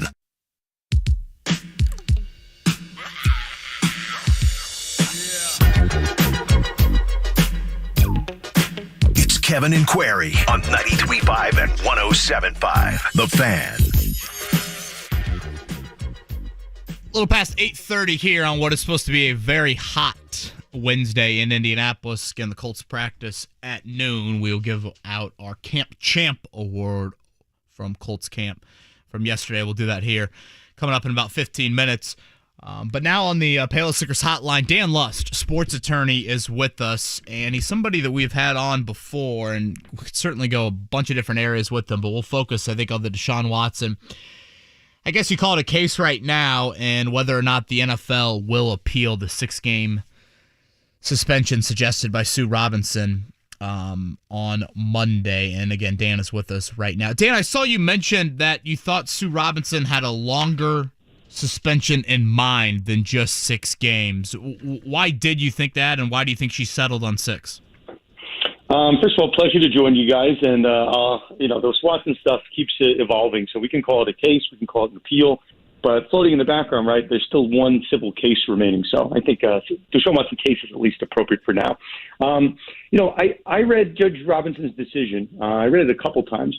The tone of the first 2/3 of that opinion, if you just, you want to go through it, or you can take my word for it, she found that the NFL met their burden on all 4 instances. Only 4 of the 24 accusers were presented to the NFL, or by the NFL to Judge Robinson. She found that with respect to all 4, the NFL had met their burden of showing that sexual assault occurred and that these individuals were put in danger, and that Watson had compromised the integrity of the league. So you read that and you say, okay, the NFL won their argument. They convinced Sue Robinson that sexual assault occurred with 4 separate women. And, we can look at past NFL precedent, right? You can look at Zeke Elliott, who got 6 games, or Ben Roethlisberger, who got 6 games. But when the NFL has presented 4 women, it's very hard for me to make sense of how you can use the precedent of guys like Zeke and Roethlisberger, who really only had 1 woman, and I think Roethlisberger had 2 different accusations. So to me, I call it like I see it. It seems as if Judge Robinson is issuing a 1.5-game suspension for each of the accusers involved. So the logic in saying that the NFL won their argument and then somehow shoehorning this into a 6-game suspension doesn't really make sense. So I read the decision as someone that was preparing and had written the decision as if they were going to institute a much larger suspension.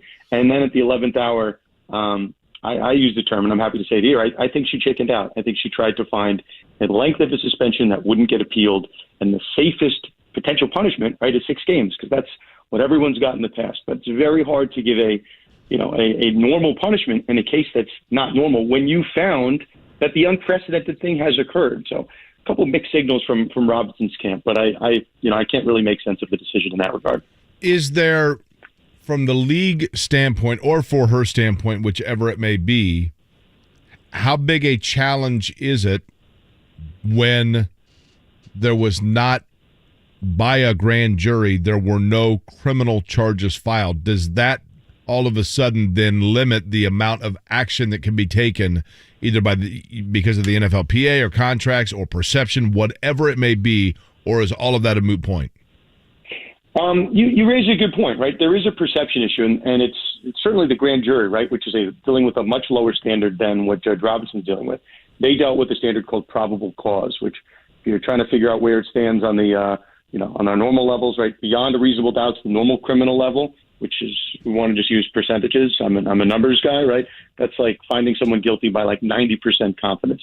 Beyond a preponderance of the evidence is what Judge Robinson's dealt with. And she found that the NFL established sexual assault by something like 51%. It's more probable than not that it occurred. Meanwhile, that grand jury over in Texas, right, 2 separate grand juries, found that under a probable cause standard, which is a much lower standard, if we want to put an arbitrary number on, we could say it's like 25%. That Deshaun Watson committed these acts by a 25% confidence rate. Those grand juries didn't find that low 25% was met. So how could Judge Robinson find that sexual assault occurred when these grand juries did not? Short answer for that is it's right. A federal judge in Delaware versus grand juries in Texas. 2 different forums, 2 different sets of people coming up with a decision. They can come to inconsistent rulings. The one that I'm finding having trouble wrapping my head against, and to the point that you just made. Last fall, Roger Goodell did not put Deshaun Watson on the commissioner's exempt list. And that's a list designed for people that have kind of bad allegations, but you want to give the guy or whoever it is paid leave. They're paid to sit on the sidelines and not on the active roster, but it's a form of pseudo suspension. Roger Goodell said last year that we do not have enough to put Deshaun Watson on the commissioner's exempt list. So what has happened since that time? The grand juries declined to pursue charges, right? There's no criminal case anymore with respect to Watson. Of the 24 cases, all but 1 have settled. So if anything, the case has gotten a little bit better for Deshaun Watson. So it's hard for me to rack my head around the fact that a year ago, Roger Goodell was saying there's not enough to even put him on the exempt list. But now, the NFL is angling for a 1-year suspension. That's the same guy, the same office that now want completely opposite forms of punishment. So I have trouble making sense of that. It's Roger Goodell, right? He's wearing both hats here. One of the things about the NFL to me that is interesting is that perception becomes reality to a great extent.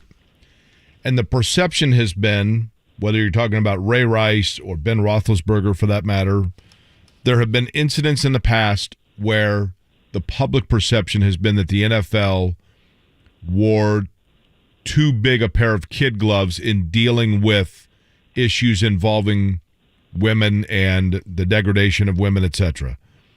And this is now, the female fan base is a huge part of the transcendence of the National Football League in the American culture. Is this now an opportunity, and will the NFL see it as an opportunity of now becoming the champion of that cause by saying, see, even a judge ruled that we should go with this, but we went harsher because we want to make a line in the sand? Am I overthinking that? No, you're not. And to be very, clear, the NFL has until tomorrow to, make this appeal. And what are they doing? They're appealing the case to themselves, which is a very odd thing that we don't have in our justice system. In 99% of the time, if you're deciding whether or not to appeal a case, the main factor is whether or not you're going to win on appeal, right? Because you're appealing to a circuit court judge or the Supreme Court judge. But here, right, the NFL is appealing to themselves. So they'll walk down the hallway and they'll knock on Roger Goodell's door and they're going, hey, Raj, what are you planning to do here? Oh, you're going to up the suspension? Cool. Okay, we'll appeal it. But it's not as simple as that, right? Because you're dealing with 2 optics, perception, whatever you want to call it. The first one is the one that you point out, right? That if the NFL, doesn't take the appeal, they might seem weak on an issue as sensitive as women's rights and sexual assault. When Roger Goodell has the power, if he wants to up the suspension, that's what the NFLPA, the union, and the league collectively bargained for. So he has the power to do it if he wants to. The other end of the coin is the other bad optics, right?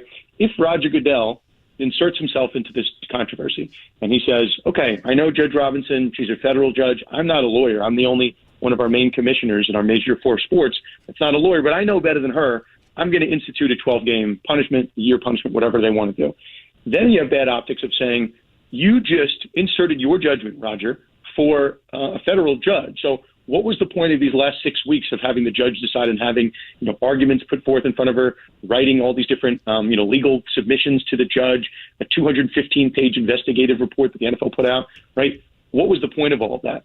So the other optics is that Roger Goodell just thinks he knows best, they're better than everyone else. So we just wasted a lot of time renegotiating that aspect of the CBA where we appointed a federal judge, which had never existed before. So NFL is caught between a rock and a hard place. And I think in hindsight, the NFL would have been better off removing themselves from the disciplinary procedure. Just say, hey, here's the federal judge's decision, and if you want to appeal it, the next step and the only other step is to go right to federal court and remove Goodell. But because he has the power, people are going to be looking to him to wield it, which is, not a good situation if you're Goodell here. Again, he's sports attorney Dan Luss. He's with us here on the Payless Liquors hotline. Dan, 23 of 24 women have settled. Is that correct? That's correct. So from a criminal civil standpoint, is it just one more? I mean, is that it in terms of Sue Robinson, Goodell, what happens here in the next couple of days? Outside of that, civilly or civil-wise and criminally, will anything else happen with Watson, or are we pretty much done with that aspect to it?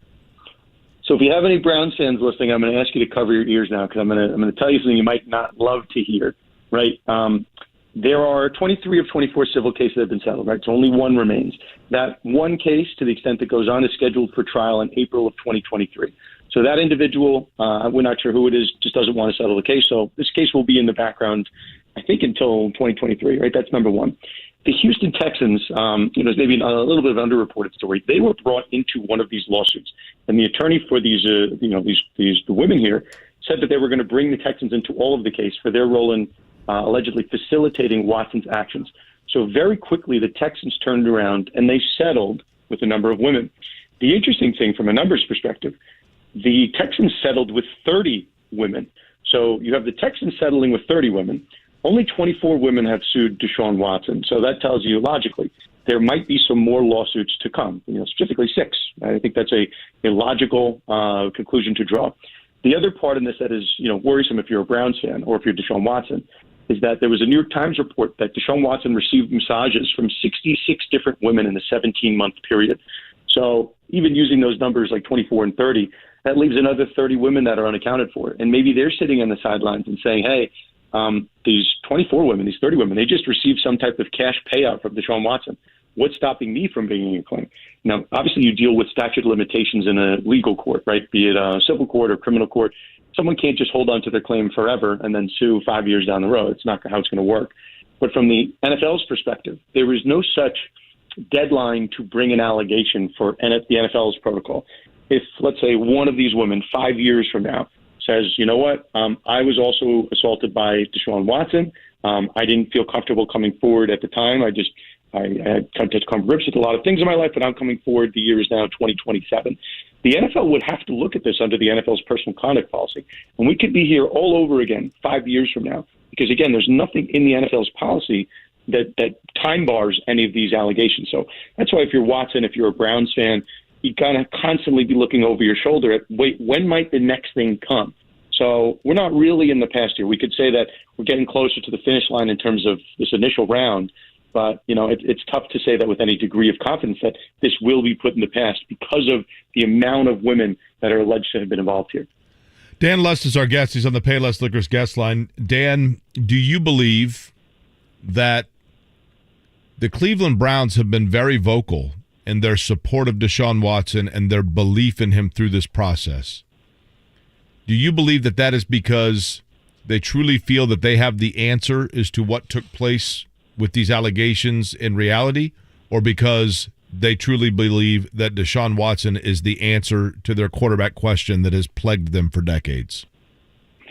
I was going to say it's a little bit of both. I mean, the truth is, and obviously there are going to be shades of gray here. Deshaun Watson in the middle of all this, obviously, the Browns part of it, 3 first-round picks. They gave Watson a record-breaking contract in terms of guaranteed money, $230 million guaranteed, $50 million more than the next closest guy. I think if the Browns knew everything that would transpire after the fact, right, that the Houston Texans would be accused of facilitating this, you'd have a really public disciplinary hearing, Back in about a year ago, the NFL wasn't even going to put him on the exempt list. So I think the Browns might have thought, hey, the NFL's not even going to look at this for a disciplinary perspective. They didn't even put him on the exempt list. I think if the Browns knew, everything that would have transpired, I don't know if they would have given him, A, that amount of money. B, I don't think they would have parted with that amount of draft capital. I don't really think any team would. I think the Browns kind of closed their eyes and hoped for the best, right? They gave a huge amount of draft capital and money out, and I just wouldn't think you would do that with a guy who was going through all this bad PR. So, for lack of a better term, I think the Browns have kind of made their bed with Deshaun Watson, and now they kind of have to lie in it, right? They can't turn their back on Watson. They've invested so much in him. There were, there were reports floating out that because new allegations came forward about Deshaun Watson, additional lawsuits were filed after the trade to Cleveland, that maybe Cleveland would have it, the ability under contract law to avoid the contract and release Deshaun Watson. In theory, maybe, but they've already given up so much to acquire him. So I think the Browns at this point really are stuck with him. So whether they want it or not, right, they have to try to mend fences on a PR level. They have to say that Watson has shown remorse, even though, right, the judge in her decision, Judge Robinson, said that Watson has not shown remorse. So every time the Browns make a public statement on this case, they look worse and worse. I don't really know. There's not really a way around it. I think they just have to keep saying, hey, the legal system is saying we can play him. The judiciary and disciplinary system says we can play him, so we're going to play him. I think the Browns are really in a tough spot. But it is what it is, and at the end of the day, there are going to be some people that say if the Browns win, this will solve everything. I am not necessarily one of those people, but, I hear that in my mentions. I hear that everywhere. So, people are free to make their own opinions here. So, Dan, in conclusion, you believe the NFL will appeal and it will get raised by a couple of games? I don't want to predict that they will appeal. I would be truthfully very surprised if they don't appeal. And then here's the easy thing. If they do appeal, I think it's a virtual certainty that suspension is getting upped. I'm not sure what that number will go to, but, the NFL is not going to waste everyone's time appealing it and then, basically confirming what the judge did. That's a waste of everyone's time. So, yeah, if you do see the appeal come across your tickers on Thursday or by Thursday, it could happen today, then a virtual certainty that number gets increased. He is at Sports Law Lust on Twitter. Dan Lust with some terrific insight here on the Deshaun Watson situation. Dan, thank you a bunch. My pleasure, guys. Anytime. Dan Lust right there on the Payless Liquors hotline. We come back. Let's hand out our Camp Champ of the Day award. Went to a guy that would be really good for his sake and his bank account if he had a big year. We'll talk about that next here. Kevin Aquari, 93.5, 107.5 The Fan. Hi guys, it's Andrew. Are you struggling with erectile dysfunction and sick of the pills? Well, today, Wednesday, August 3rd, we're running an unprecedented one-day special you won't want to miss out on. Pine Grove Medical Clinic uses the most powerful form of wave therapy. This is a technology clinically shown to repair blood vessels and improve blood flow. We can now get rid of your erectile dysfunction without any pills. If you're ready to transform your love life, grab your phone. Today is your day. Call us now and you'll qualify for the assessment and ultrasound totally free. Also, a gift that can produce powerful results in the bedroom in minutes. You're going to love that, guys. And today only, we're offering 5 tune-up treatments to our patients free. This is our most lucrative offer ever, worth $1,000. But call today, Wednesday, and qualify totally free. 317-552-1111. That's 317-552-1111. Guys, put a stop to your erectile dysfunction and get your love life back. Call Pine Grove Medical Clinic now to qualify. This offer ends today. 317-552-1111. In the construction business and can't find what you need? Quality Supply and Tool has served Hoosiers for over a quarter of a century. Tom Hawk is the branch manager of the Indy location on South Harding Street. We've always been big on keeping our shelves fully stocked of inventory of industrial-grade tools, concrete, masonry products, as well as the necessary accessories to help get the job done. You don't have it, you can't sell it. Our experience allows us to help with getting the pros as well as the weekend pro taken care of. Quality Supply and Tool also has locations in Bloomington and Jeffersonville to help you think outside the box. Store. Hubler has it, savings. Hubler has it, choices. Hubler really does have it all. All of our pre-owned vehicles are Hubler Q certified, which include a 128-point vehicle inspection, a free Carfax vehicle history report, and 2 warranties. A 2-year, 100,000-mile powertrain warranty, and a 30-day, 1,000-mile comprehensive warranty. Visit any of our 13 locations today, or click drivehubler.com. Hubler has it all.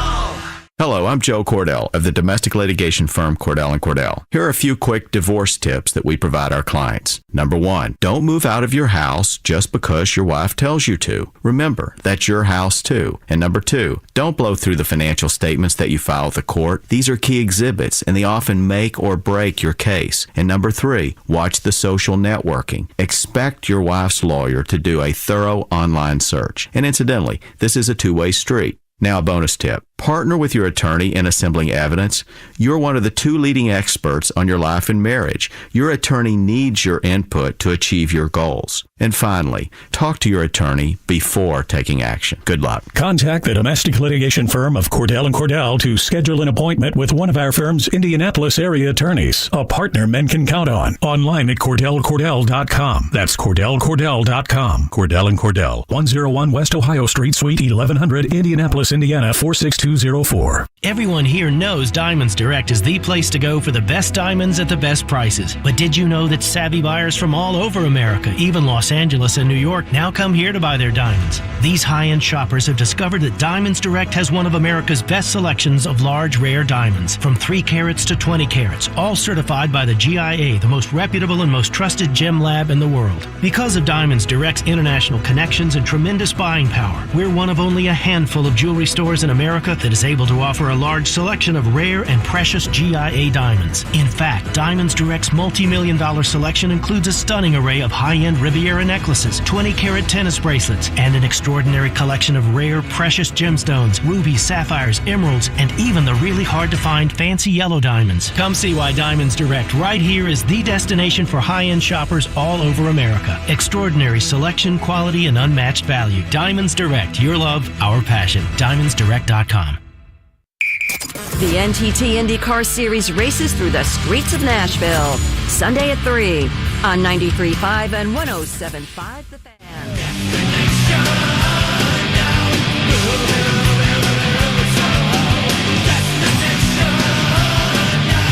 You're listening to Kevin and Query on 93.5 and 107.5 The Fan. Jake, it's time for our Camp Champ of the Day, which is brought to you by your new employer. Is that correct? Quack Daddy Donuts in Westfield, where the best maple bacon donuts reside 3 miles south of Colts Camp. That is quackdaddydonuts.com. Camp Champ on Tuesday. I thought yesterday's practice, the defense won the day, and I will give the Camp Champ of the Day award to the signal caller of that defense, especially with Shaquille Leonard sidelined. And that would be Bobby Okereke. Extremely active yesterday, made several plays in the red zone. And Jake, contract year for Bobby Okereke? Do the Colts have enough money to pay a linebacker another significant contract? Remember, Zaire Franklin signed a 3-year deal this past offseason as well. Obviously, you're paying Shaquille Leonard big money. But I thought it was a really good day yesterday for number 58, and obviously a big year for him upcoming. Linebacker's been a fascinating position for the franchise because oftentimes what you see, I think to a lot of people, Kevin, there's the thought that perhaps linebacker is, and hear me out on this, fungible like the running back position, and the fact that you can ride guys for a contract, maybe 2, and then just recycle and replace. And that's not to say that they haven't had elite level talent there, but if you look over the years, there have been guys that you think are really good players, and then you wonder if the defensive scheme is not simply designed that the linebackers are just kind of the middle pillar, if you will, and that what happens in front of them and then particularly, behind them or on the corners is more important. I don't mean that to downplay the linebacker position. Right.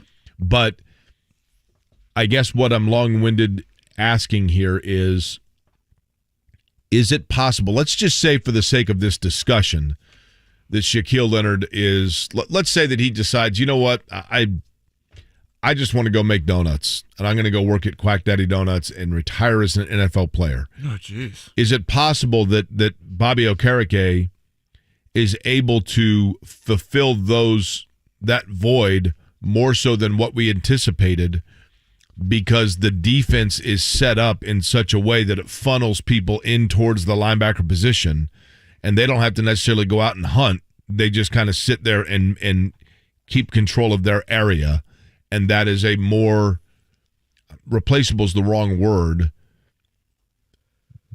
but the personnel necessary for that is not as hard to fill that void as we would expect.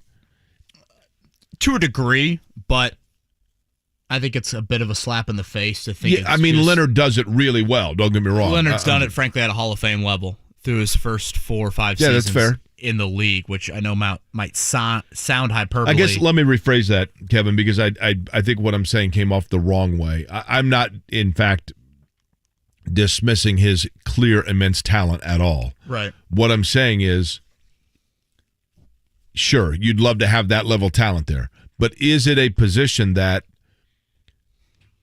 can make a guy maybe, and we'll take Leonard out of the equation, other players, is it a position that can make a player look a little bit misleadingly better than they actually are because things are facilitated to come towards them? I think if you look strictly at the tackle stat, yes. I mean, Jake, to your point, you probably saw it a little bit with Anthony Walker exiting and Bobby Okereke entering. We're not going to give Walker a second contract here. We're good. We're going to draft somebody, and that guy's going to play on a rookie deal. To your earlier point, I mean, think of the previous era. Cato June, David Thornton, Clint Sessions. There are multiple guys you could point to in that era where you didn't pay those linebackers. I know it's a different defense, but I think when you have Leonard and you've paid him the amount of money that you have, and I think Zaire Franklin's like 3 years, $12 million. It's not like you broke the bank. And Franklin's been a guy that I think we should mention as well. I thought it'd be a little bit more EJ Speed taking those Shaquille Leonard reps. I think it's been more Zaire Franklin early on. The defense ended yesterday's practice, which was, again, primarily red zone. They did a two-point conversion competition. 3 reps of 2-point drill plays. And I think the offense, Michael Pittman had the first conversion. The defense stopped the next 2. So that meant the offense had to end practice running. Not typically something you see at an NFL practice. So, yeah, the entire offense had a run to end yesterday's session. But I'm happy to hear you say that the defense, because we focus so much offensively about the Colts, for you to say, like, hey, the defense was showing some promise yesterday is encouraging. Which comes back to the old adage about training camp, Jake. Does that make you freak out about the offense? Or do you give a hat tip to the defense and say, good work, I'm excited about the defense? That's the difficulty in kind of evaluating things during training camp. But I thought the defense won the day, and Bobby Okereke takes home our Camp Champ Award. And so head to Quack Daddy Donuts, just south of Grand Park in Westfield. He's going to have a maple bacon donut to celebrate. Will Brian Evans be having one? Is that who's coming up next? Yeah, we could ask Brian about that. He's got some stuff going on for IU basketball fans to get a better glimpse of the Hoosiers that we will let you know about how you can get involved. Let's do that next here on Kevin and Corey, 93.5, 107.5, The Fan. The Ride with JMV. I know Chris Ballard talked about in the offseason hoping that Paris Campbell is going to be healthy, but it's far from something you're going to be able to count on because of the past injury history. But to me, it's absolutely essential that he is healthy. It's essential for this offense that will be the best it can be if Paris Campbell's a part of it. The Ride with JMV. Weekdays 3 to 6. On 93.5 and 107.5. The Fan. There's never been a better time to look at a cash-out refinance. Apply online today at thehomeloanexpert.com. NMLS number 1326241. Golfers, you're invited to make the short trip to experience Antler Point Golf Course in Rushville. Antler Point is under new ownership and just underwent renovations and is ready for you to experience this year. Weekday specials, senior specials, and affordable weekends, 18 or 9 holes. AntlerPointGolf.com is less than an hour from Indy. You want to play more golf in 2022? Give Antler Point Golf Course in Rushville a swing. You'll be glad you came. AntlerPointGolf.com. That's point with an E. See you soon.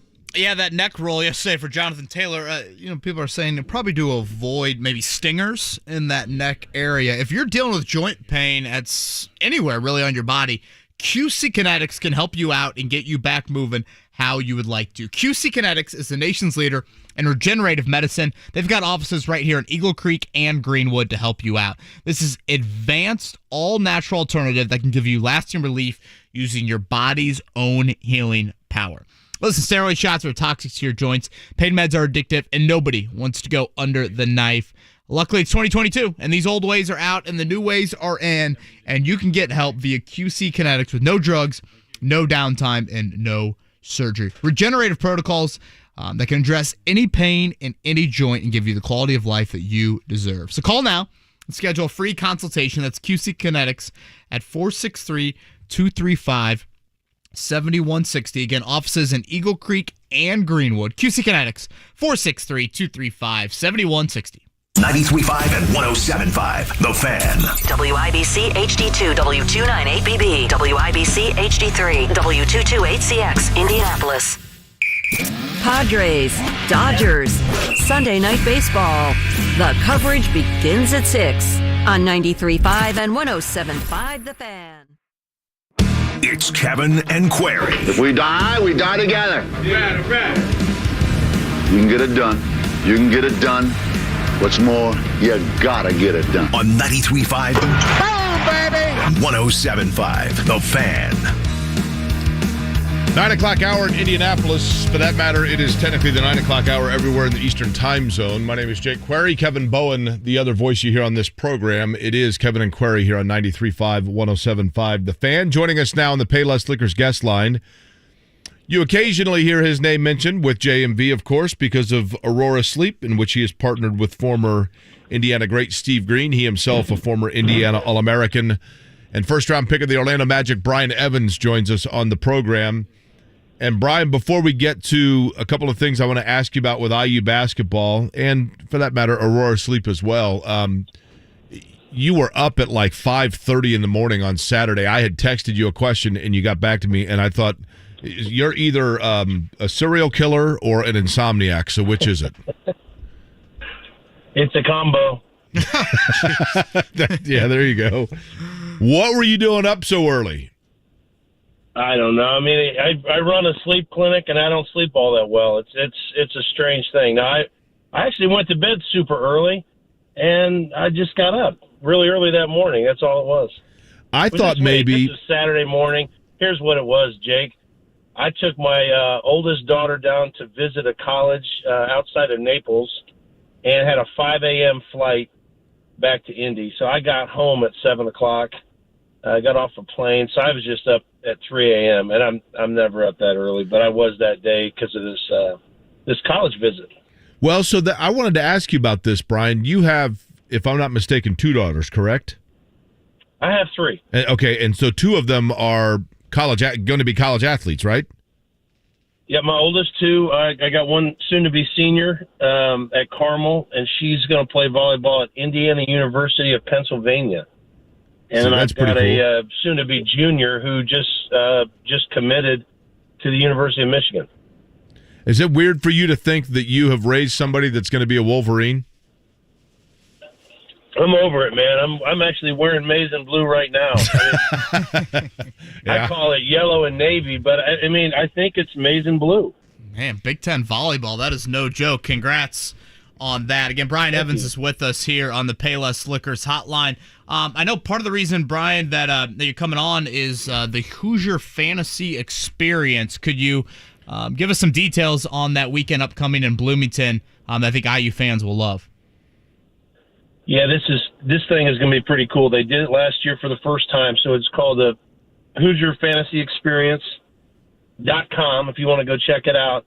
And you know what they're doing? They're trying to raise money for the NIL, just for the men's and women's basketball programs. And they're charging $5 to get in Assembly Hall, and it's kind of like a Midnight Madness sort of thing. There'll be a 3-point shootout and skills competition games and a scrimmage. So anybody that wants to get a little sneak peek of the 22-23 Hoosiers, perfect time to go do it. It's pretty exciting. I'm going to go down for it. There's a golf event on Friday, the day prior, and there's actually going to be a clinic for young kids.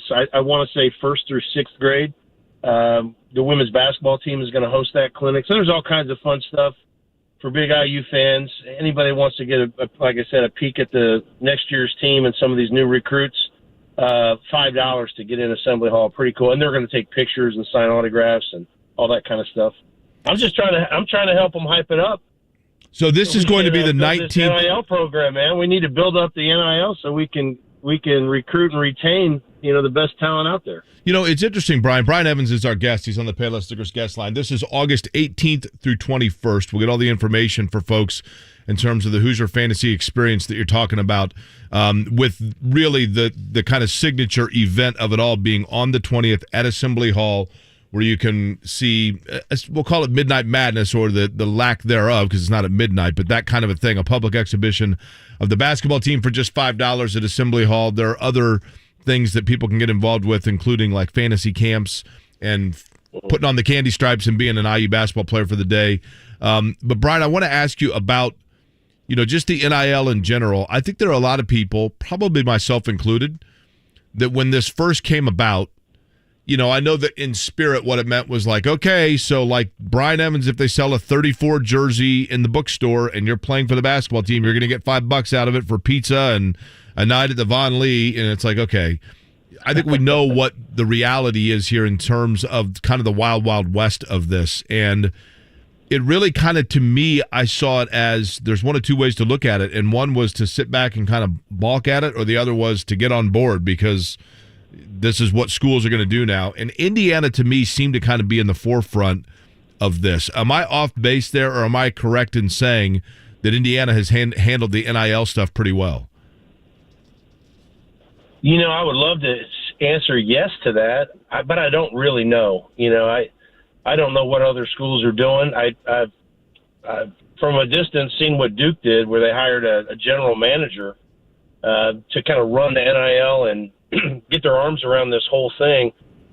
I would suspect that we're gonna do something similar. I feel like the athletic department's got to, they're taking it serious and they're not staying on the sideline. I want to believe that they're out in front, but I can't say that for sure because I don't know what everybody else is doing. Like I said, I saw that Duke made a hire of a pretty big name person to run the whole thing, and I'd see all the colleges are going to have to follow suit, to be honest with you. I think it's going to be tough for the folks that want to help IU grow an NIL market to communicate with the coaching staff. I mean, there's going to be some missteps. It can't be easy to do, but I just want to believe that that's part of why I'm excited about this weekend coming up, this fantasy experience, is because I want to do my part. If I could jump on your show and help those guys advertise us a little bit. I know it's here to stay. The NIL is here to stay, and I want us to be really good at it so we can be a great program and take our seat back where we belong amongst college basketball. I like this part here. It says a fantasy camp for adults over 30. Fans get the opportunity to live the life of an IU basketball player for the weekend, playing refereed games in Assembly Hall, access to the locker rooms and player lounges, and the entire IU basketball team will be serving as coaches and things like that. As part of the reality experience, is it true, Brian Evans, that you actually will go over and pop guys' shoulders into place in the middle of a game, just in case somebody pops one out? Is probably going to be needed, honestly. Yeah, that's right. Well, it's all part of the experience, guys. I mean, if you really want to experience being a Hoosier, then you're going to have to do some of those sorts of things. Yeah, you got to make sacrifices, right? That's the premium package, right? If you want that. That's right. Brian, were you anybody can put on the stripes and run out of the tunnel? That's easy.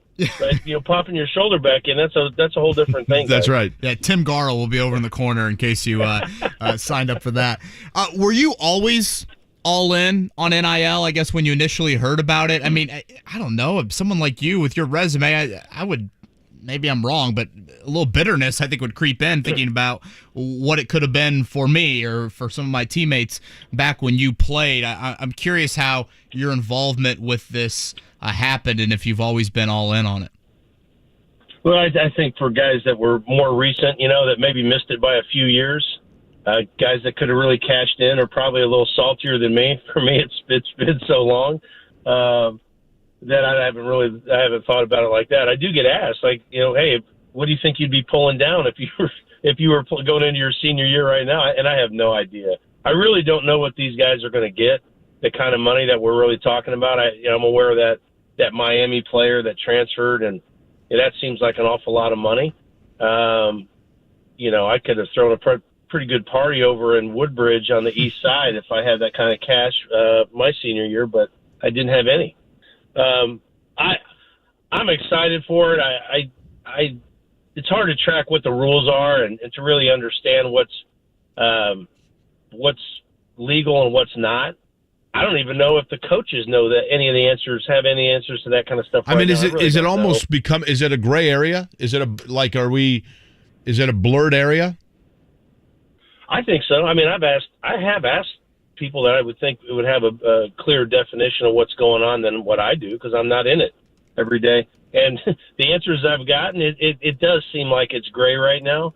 I think there's some basics, like you can't go to a recruit and say, hey, we got $500,000 for you if you sign right here.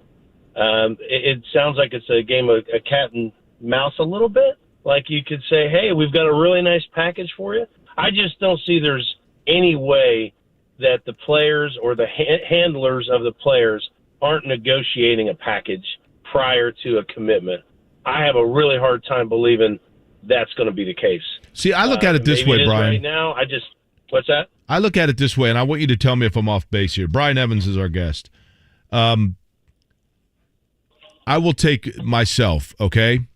So, you and I are the exact same class. So we grew up in the exact same era. And so a lot of this is foreign to me, both in principle and in application. And so it would be easy for me to say, I'm not on board with this. However, then I think about the fact that while it might seem unfair or even like icky to think of name, image, likeness for a college basketball player to get paid a healthy sum of money, just based on tradition, I mean. But then I have to remind myself that if Indiana, for example, is able to get an college basketball program back to where it was, that increases the amount of donation to the university's athletic fund, and that then enables a higher percentage of kids that are playing volleyball, track and field, soccer, the lesser funded sports. Those kids are going to be able to continue to play their sport because of the money being generated and brought in by the basketball program. And so therefore it is worth the players that are bringing that attention to the basketball program to be compensated, because it then facilitates for opportunities for kids in other sports. Now, is that a fair assessment? Well said. I haven't even thought about it that deeply, but I think you make a great point. And to fund all these other sports, I mean, I'll just take my daughter as an example. We were up 2 weekends ago in Ann Arbor, and she committed. It was amazing. That football money is real, guys. I mean, that's really what I left Ann Arbor thinking is, whoa, that football money is real. And as you make a great point, a big, huge program like that has all the attention, it has all the money. It is funding all these other teams and funding them very well. And I think you just made a really solid point. I think it's fair. Brian, I thought you and I blanket on who the others were in the story, but Bob Kravitz had a story a few weeks back, just basically explaining kind of the state of the Indiana program since Bob Knight's departure, and you were one of the former players. Talking extremely candid, I thought, and I really appreciated some of your insight. One of the stories that you mentioned in there was John Calipari wanting the job when Kelvin Sampson was hired. For those that missed that, could you share maybe some of your conversations with Cal about that, and if you had any conversations with Indiana University at the time about that? Sure. Yeah, happy to. He wanted the job 2 different times. He wanted it when we hired Sampson, and he wanted it again when we hired Crean. He was at Memphis, both of those times.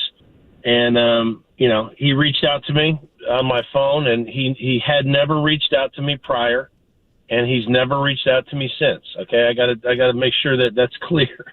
So we're not buddies, but he did. He reached out. He somehow got my number and reached out, and he was curious as to if I had any inside information of where we were headed and with the hire, and kind of wondering why he wasn't hearing from anybody.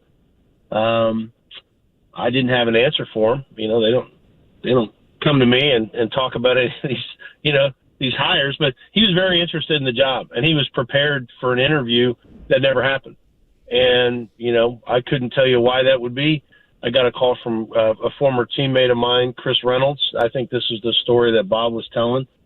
And I went down to speak with Rick Greenspan, who I didn't know, but he wanted to talk about the position. And when I went down, he basically said, what sorts of qualities should we be looking for in our next coach?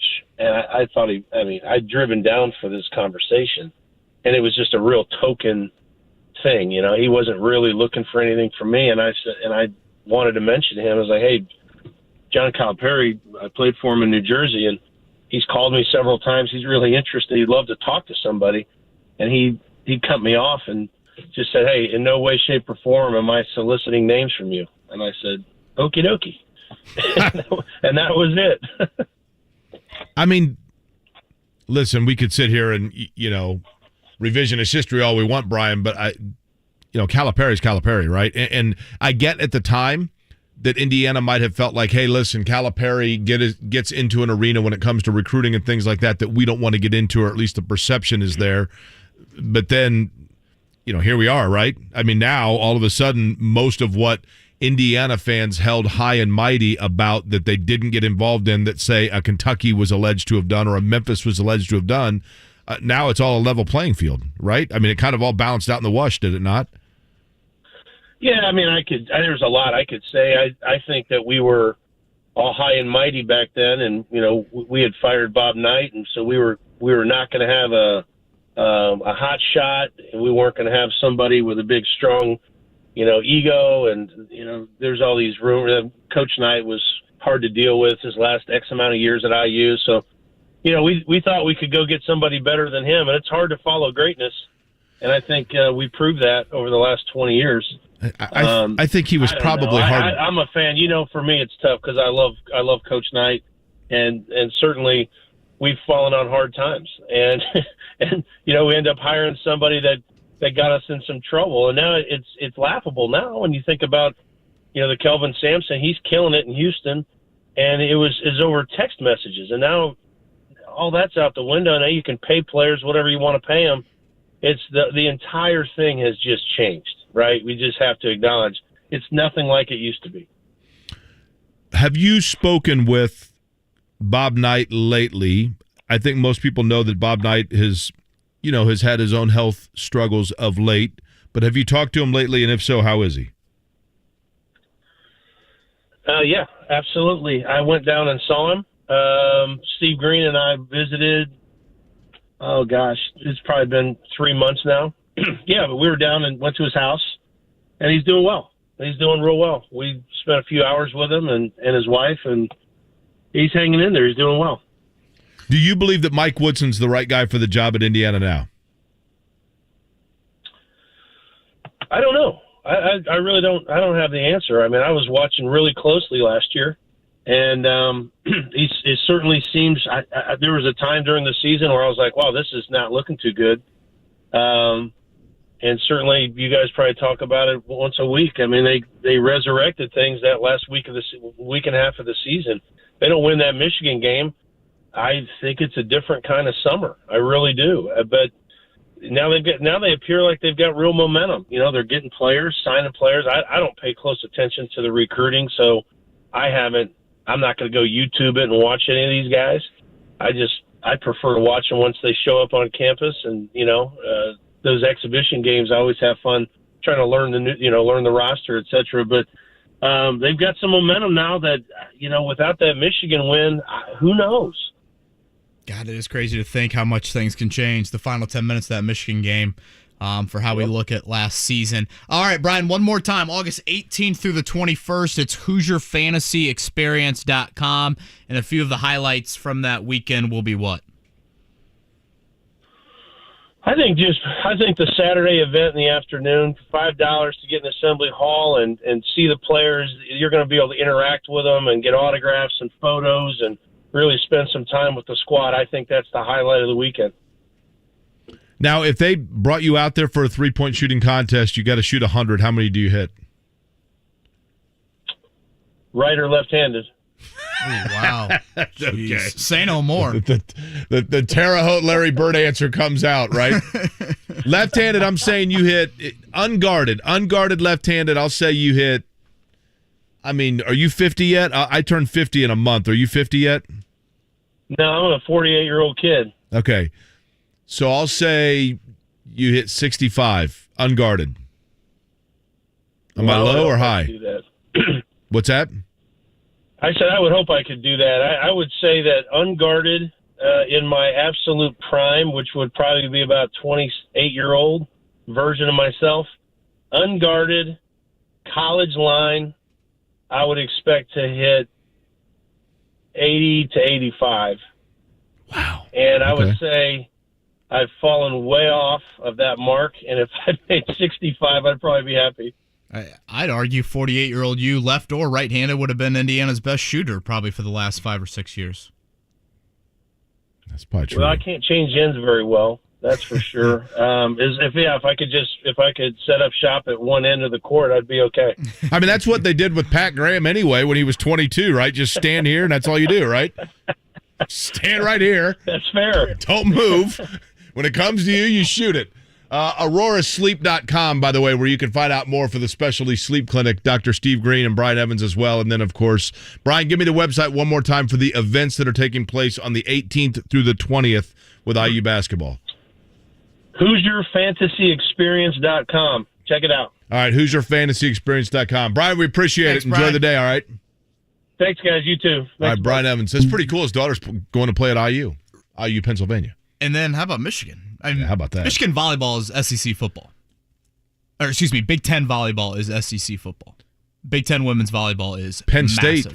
State and Nebraska both really good, right? Wisconsin really good, Yeah. Minnesota really good. Did you see? I thought it was really cool, and I know there are some Indiana fans that are going to be like, you're going to go from talking about Indiana to talking about John Calipari at Kentucky.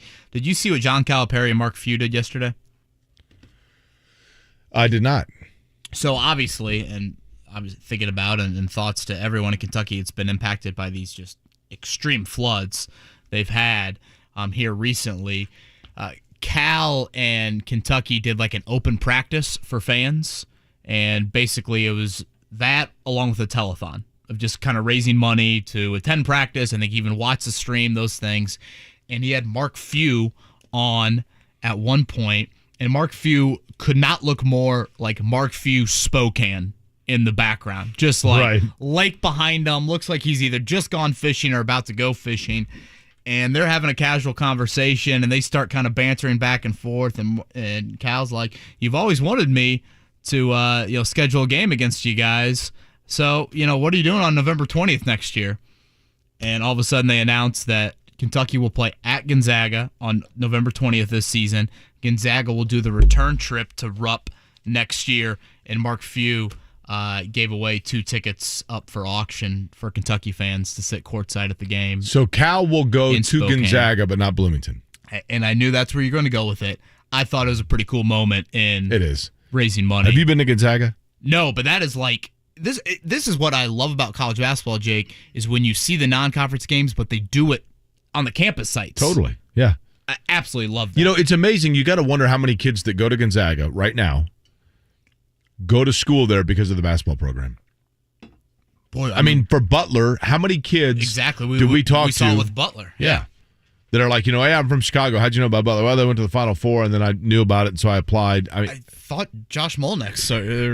That's right. You hear him sometimes filling in, and overnight producer as well. I think he mentioned that was how he first got interested in He used Butler. to fill in. Josh did back when Mark worked here, right? Dykton before it. A little slower moving out of the chair on that one for Mark Dykton. Mark's over. We get the intern Elijah, and Mark's like, "Well, this guy's an eager beaver. Run the board for me. I'm gonna go get some Fruit Loops." Pop quiz he's is doing coming a nice up. job, Elijah. Thank you. Pop quiz is coming up in 5 minutes. The Colts have signed a wideout, Jake.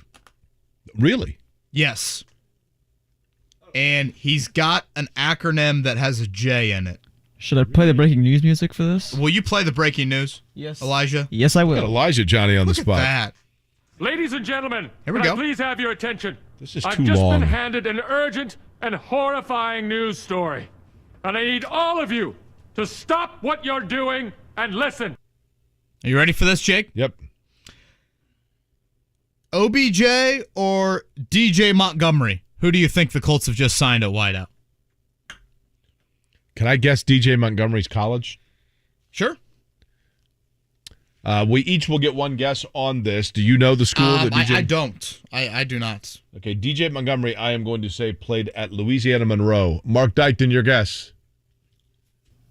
I'll say Georgia Tech. Georgia I'm Tech. gonna go Utah. Elijah, you got a guess? No, Georgia. Okay. DJ Montgomery has 3 career catches in the NFL, by the way. Well, it's soon to be 4. DJ Montgomery played at Louisiana Monroe, sorry. Austin Peay. I was going to say a school that we know more for probably their basketball team than their football team. Are they the Governors? That's where it is, Austin Peay? Yeah. Andre Harris transferred there after the 86 Indiana basketball season. That's my level of knowledge on Austin Peay. That and the crowd chants, "Let's go Peay." Is that right, Governors? I think that's right. There you go, DJ Montgomery signed by the Colts. So they do make a wide receiver move. I don't know if that fits the Chris Ballard audio that we played earlier in the show. of the receivers that are going to help out in week 5? Yeah, I don't think that does. All right, let's do a morning check down before the pop quiz. The Morning Checkdown. Brought to you by QC Kinetics. Relieving your joint pain at QCkinetics.com. On 93.5 and 107.5 The Fan. Major League Baseball big trade. Juan Soto and Josh Bell, the former Indianapolis Indian, are on their way to San Diego from Washington.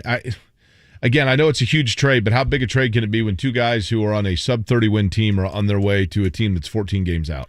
I do think it is really cool that San Diego is experiencing this. Totally. From a market standpoint, losing the in? Chargers, obviously they don't have an NBA team.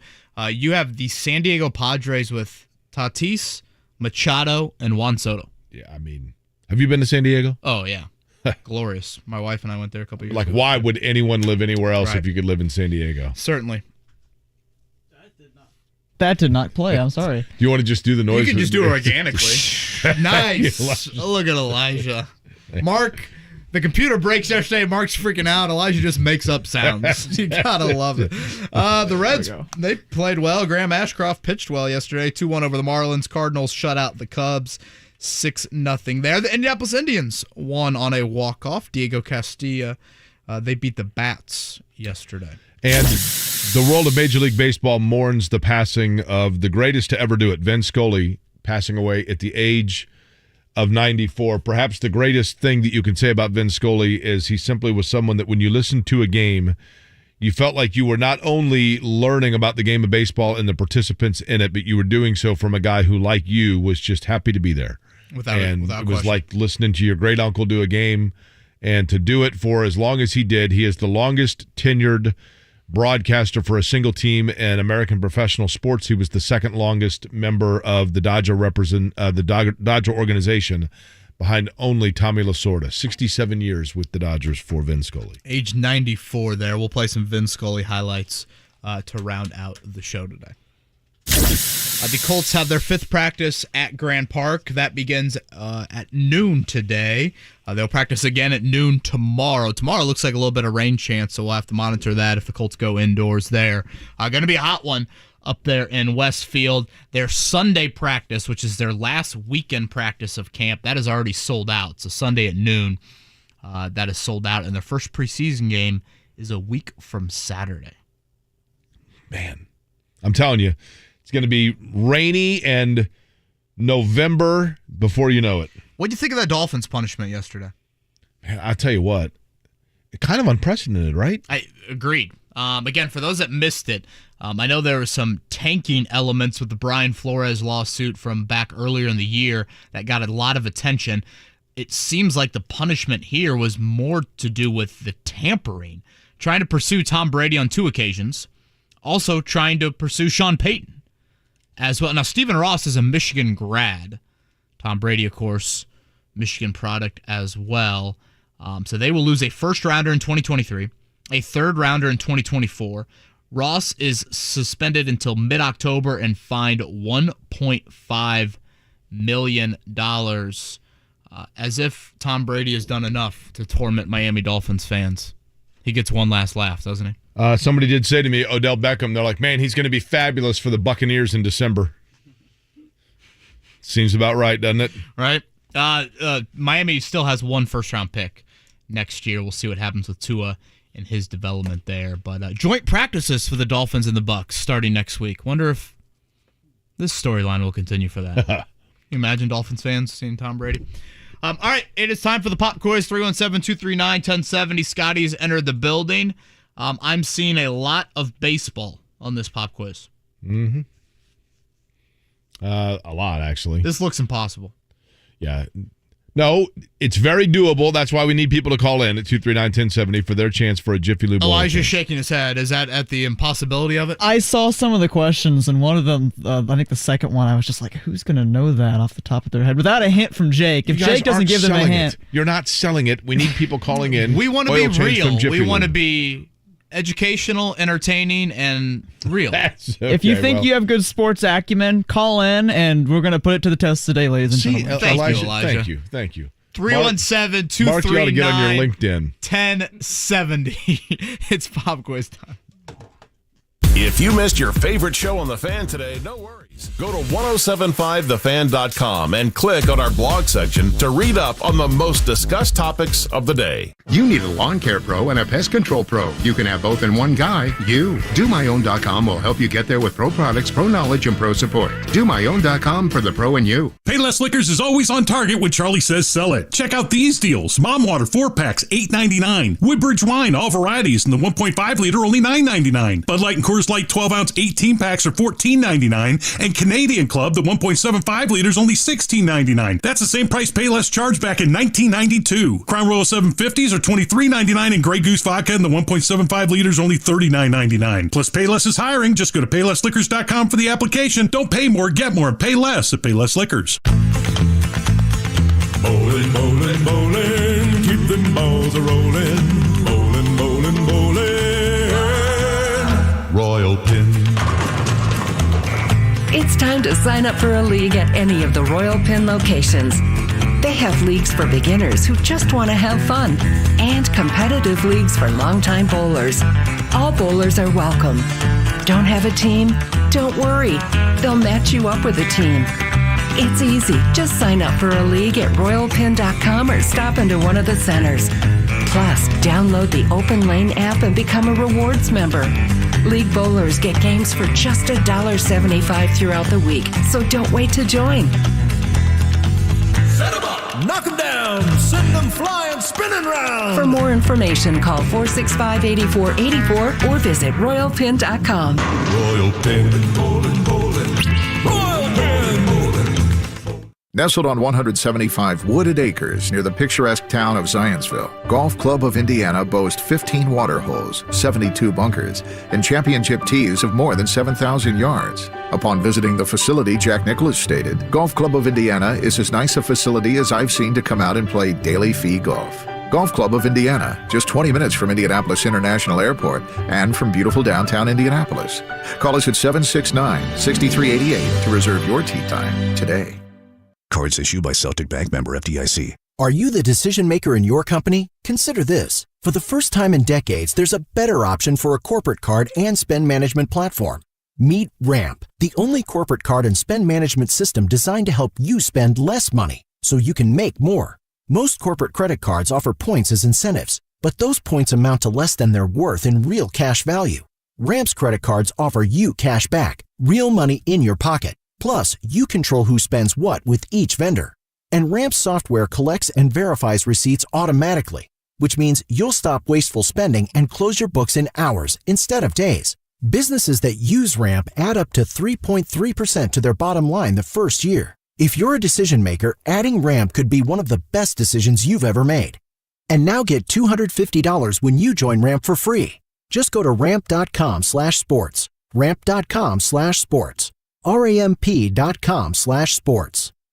The The Ride with JMV. Colts running back Jonathan Taylor joins us. What did you see a year ago that you know you need to improve upon that maybe we did not see? What are you doing with the ball when the play breaks down? So being able to stay calm, cool, collected, understand the situational football that we're in, being able to execute at a high level. The great backs are able to still execute rather than just say, the play broke down. The Ride with JMV. Weekdays 3 to 6 On 93.5 and 107.5. The Fan. Have you studied? Can you handle the pressure? Sharpen your pencils. It's time for the Pop Quiz with Kevin and Query. Brought to you by Jiffy Lube, Indiana's favorite oil change since 1985. I just had the pop quiz right before me, and now I can't find it. It's kind of the story of my life. Here we go. I have it here, and it's very manageable. That is a lie. That is Ron Burgundy. Scotty started laughing. Elijah, the intern, on the ones and twos for the pop quiz. This is no chance. I mean, you literally will have to carry them across the street to go 5 for 5 on this one. If you get 3 on this one, you win an oil change. Number 3? No, if you get 3 out of 5 on this quiz, you get an oil change. Is that with your hints or I have made an executive decision. With your hints or no? Yes, with my hints. Mark says no. Okay. Well. Yeah, I mean, if given hints, I mean, you can control it. I mean, it's. Have you seen? Okay. All right. I agree. My hints. Jake loves a participation trophy. If you don't mind me saying, I'll tell you what, the participation trophies making people soft. You know that, I'm 50 and we had participation trophies when I was a kid. By the way, if you don't mind me saying so, my hints are always somewhat ingenious. Elijah, this is where you insert. Thank you. I had to get to it. I'm not fast. Number 1 through 8. Jake? I'm going to go with number 3 because you only need 3 to win this version. Number 3 is who? Number 3 is Travis. Although I keep Trevor. Yeah, you were struggling with this name a few minutes ago. Yeah. I thought you said trapper. I thought you were thinking like a back to school item, like a Trapper keeper? Travis, sorry about the butchering of your name a little bit earlier. That's okay. That's okay. Travis, you sound like a nice fella. Are you native to the area? I am. Have you called the program before? I have. I called it when Big Joe was on the show, and they asked me my name, and they thought it was Trevor then, too. So. Really? Okay. Yeah. Well, maybe it's not just Elijah. Well, he didn't even go Trevor. He went Trapper on you, and I thought you might be hunting something this morning. Travis, I think when you were a senior in high school, Travis, yes. When you were at your high school football games, you were chanting out, "Let's go what?" Like, "Let's go Panthers, let's go Giants, let's go Warriors, let's go Tigers." You can stop me at any time. Yours was what? All right, how about this? Let's go Golden. Can you finish the sentence? That'd be Golden Knights. Were you at Arlington? No. Golden Bears. Shelbyville? Golden Bears? Were you Shelbyville Golden Bears. I thought for sure you would. Boy, Jake, that was a layup. Now, I know I was thinking Indianapolis, sorry, even though that is the area. What year did you graduate from Shelbyville High School? 97. 97. Okay. Did you live in Country Club Heights?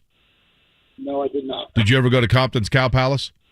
All the time when I was a kid with my mom. Okay. All the time. Wanted to make sure. I was testing if you're really from Shelbyville. I thought you might have been lying. Yeah, you don't call it Cow Palace. You call it Comp. Always call it. That's right. All right, here we go. Although I knew it, I think before it was even Compton's. But here we go, Travis. Question number 1. Are you ready? Sure. Absolutely.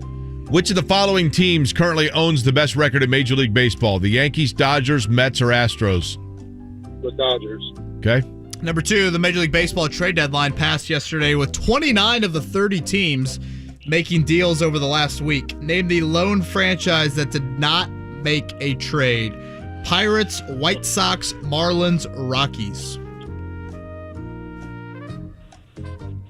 It's the only of those 4 named for a state, not a city. Name for a state, not a city? Okay, the Rockies, then. Okay. Well, this is going to be the easiest 3 for 3 after that one. Travis, are you driving right now by chance? Yeah. What's that? I can't say that, actually. Yeah. If you are, I need you to pull over and put the car in park because otherwise you're about to drive right into the side of a bridge abutment.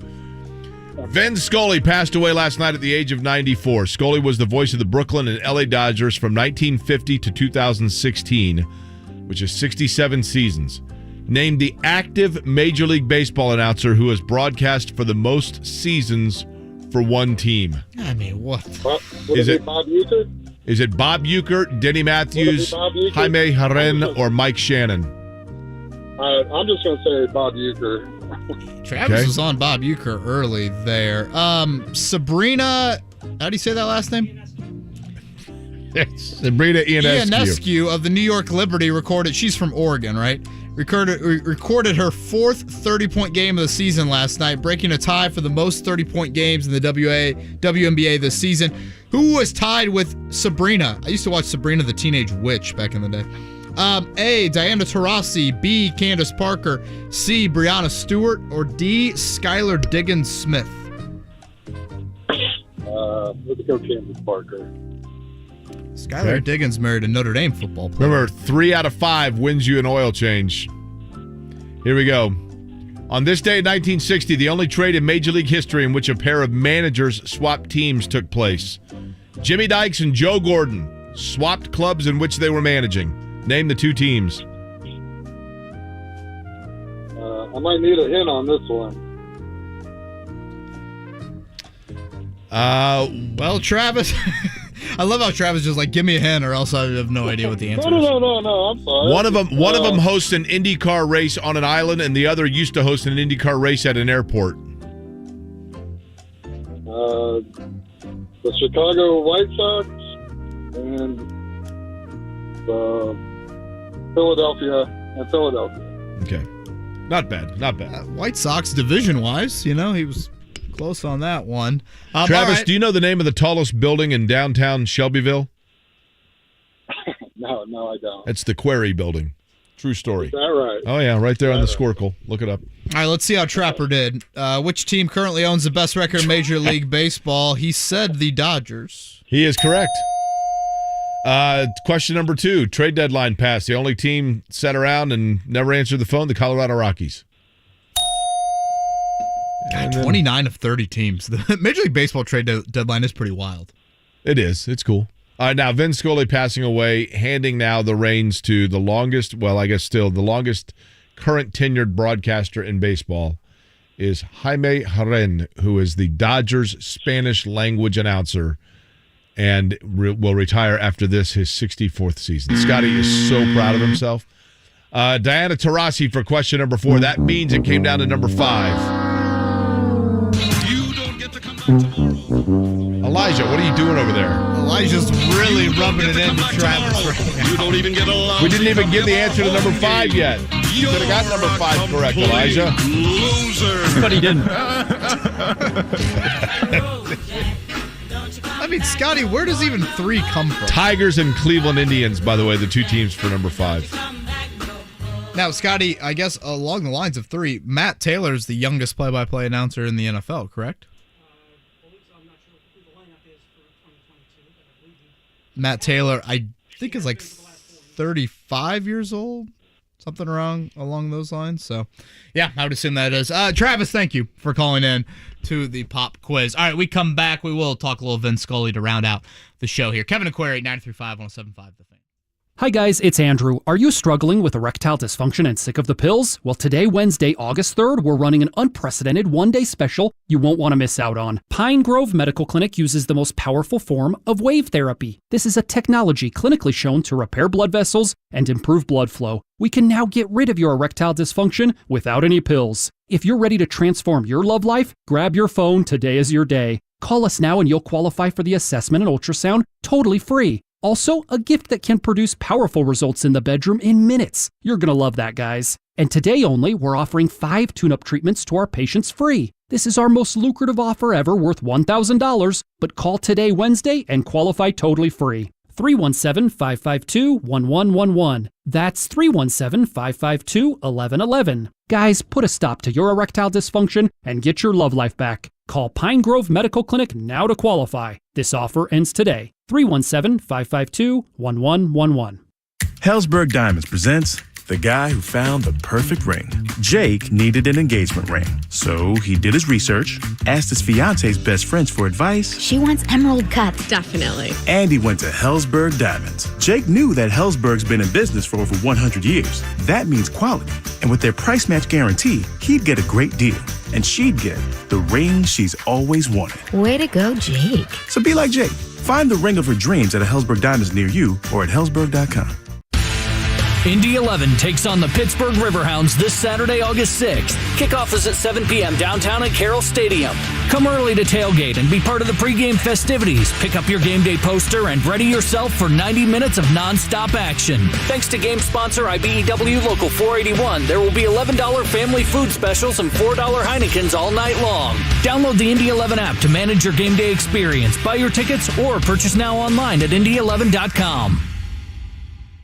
In St. Pete, Clearwater, Florida, the beach is just the beginning. Because here, there's so much more to explore. So let's paddle, and maybe even parasail. Let's hit the trails, the coffee shops, the quaint boutiques, and craft breweries. And then let's indulge in some fresh seafood with a sea view. From the Gulf Coast to the Bay, there's something for every taste and every interest. So let's make the most of every sun-drenched minute, and let's shine. Start planning your next escape at visitstpeteclearwater.com. What's happening with The Fan? Join JMB and 93.5 and 107.5 The Fan this Thursday at Twin Peaks for JMB's live broadcast. We'll be passing out swag and talking all things football as we head into training camp. And who doesn't like ice-cold beer and great food? So come on out and see us, talk about the Colts, raise a mug, and join in all the fun from 93.5 and 107.5 The Fan. For more info, click on 1075thefan.com. The Colts open the preseason in Buffalo as they take on the Bills. Coverage next Saturday at 1 on 93.5 and 107.5 The Fan.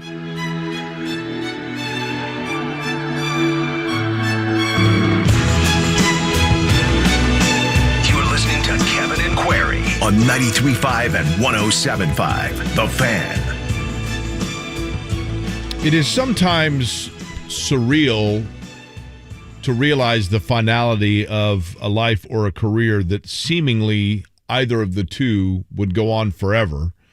And that was the case with Vin Scully. Now, Kevin, I don't know, Vin Scully retired 6 years ago. Obviously, you would have known of him for the vast majority of your life, right? In terms of knowing games, probably from a national standpoint more than a Dodger standpoint, correct? Yeah, I think anytime, though, you were watching or hearing about the Dodgers, I felt like Vin Scully was never too far away from the storyline, which is pretty remarkable. His final call for me, Jake, I think we might play, I don't know if the final call that he had will be among these highlights, but the quote of, "I'll miss our time together more than I can say," and just the way he said it, the tone he said it, gosh, that just stuck with me for so long. It's probably one of the first things I thought about late last night when I heard the news of his passing. Just a true icon, and it's such an unbelievable talent that he had, and the ease of the conversation, and yet still calling baseball games at a really high level. Yeah, Scully was on the microphone for 25 World Series. He called 20 no-hitters, and he was with the Los Angeles Dodgers longer than any broadcaster to any team in American professional sports. But his skill set was beyond just calling games, but rather talking to the audience. And those 25 World Series, Jake, how many were those national broadcasts? The majority, I would think. I mean, he would have called, obviously with the Dodgers, he would have been on the Dodger radio networks. They played in a number of series. But to your point, Kevin, he transcended into doing television play-by-play as well as radio. Jack Buck, oftentimes one would be doing television, the other would be doing radio, between Vin Scully and the late, great Jack Buck.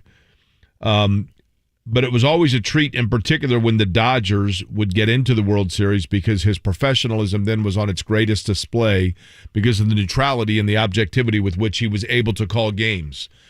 And not only his masterful art of telling stories in between pitches, where he literally would simultaneously be telling you the story of a player or illuminating the backstory of their upbringing while telling what currently they were involved in on the diamond. He did that as well as anybody, better than anybody for that matter. But he also had a knack for, in the finest moments, knowing that it was never necessarily about him and having just the right thing to say, but also knowing when to lay out. He was on the call in 1986 when Mookie Wilson had the ground ball to Bill Buckner that went between Buckner's legs. And once Ray Knight scored, forcing a Game 7 in the 86 World Series in Shea Stadium, he didn't talk for multiple minutes and let the crowd tell the story. Perhaps his most iconic moment that people will remember, even though he had obviously hundreds of them, was the first one that we'll play here, and that is in 1988, the World Series, of course, when Kirk Gibson came up as the Dodgers were the massive underdog to the Oakland Athletics. And in Game 1, Gibson, who was not expected to play, and no one knew the journey of Kirk Gibson's health struggle late in that year better than Vin Scully, because he was the, of course, voice of the Dodgers. And Kirk Gibson came up to the plate, and this is how it sounded from Vin Scully. High fly ball into right field. She is gone! In a year that has been so improbable, the impossible has happened. And that was condensed because he let the crowd breathe for a long time. We obviously condensed it for the sake of radio. But I think the thing about Vin Scully that made him so special, above and beyond that of which we spoke about just in terms of his cadence, his delivery, his selection of words to make you feel at home in listening to him, was the ability to capture and encapsulate that went beyond the game. And I don't know that there was ever a greater display of that than when Henry Aaron was chasing down Babe Ruth. And I've always felt bad for Milo Hamilton, himself a great broadcaster, because Milo Hamilton was on the radio call for the Braves when Hank Aaron broke the all-time home run record of Babe Ruth. And it just so happened that the Braves were scheduled to be playing the Dodgers. And so as a result of that, the greatest broadcaster of all time was in the other booth. And so Milo Hamilton's call really kind of took a back seat to that of the visiting team's broadcaster. Now, for the sake of brevity, we won't play the entirety of the Henry Aaron home run call. But once he broke the record, and there was a lot, and I want to emphasize this for people that may not recall or were not around then, and I was obviously just a little boy, but Hank Aaron's pursuit of Babe Ruth went beyond baseball, and it became a social thing. Because you were basically coming right off of the civil rights era. You were in the South, where segregation was still a very real thing from a social standpoint. And Henry Aaron, an African-American, was passing Babe Ruth, the great New York Yankee. And there was increased tension and apprehension by a lot of people about how that would be received. Henry Aaron's mother hugged him at home plate when he hit that home run, and she came out on the field and later said that she did so and whispered in his ear, if they're going to shoot you, they're going to have to go through me first. That was the reality of what Henry Aaron was facing in that moment. And Vin Scully, in what I think is perhaps the most poignant moment in a 67-year broadcasting career, recognized something happening before him and shared it with the world. And this is how it sounded. What a marvelous moment for baseball. What a marvelous moment for Atlanta and the state of Georgia. What a marvelous moment for the country and the world. A black man is getting a standing ovation in the Deep South for breaking a record of an all-time baseball idol. And it is a great moment for all of us, and particularly for Henry Aaron.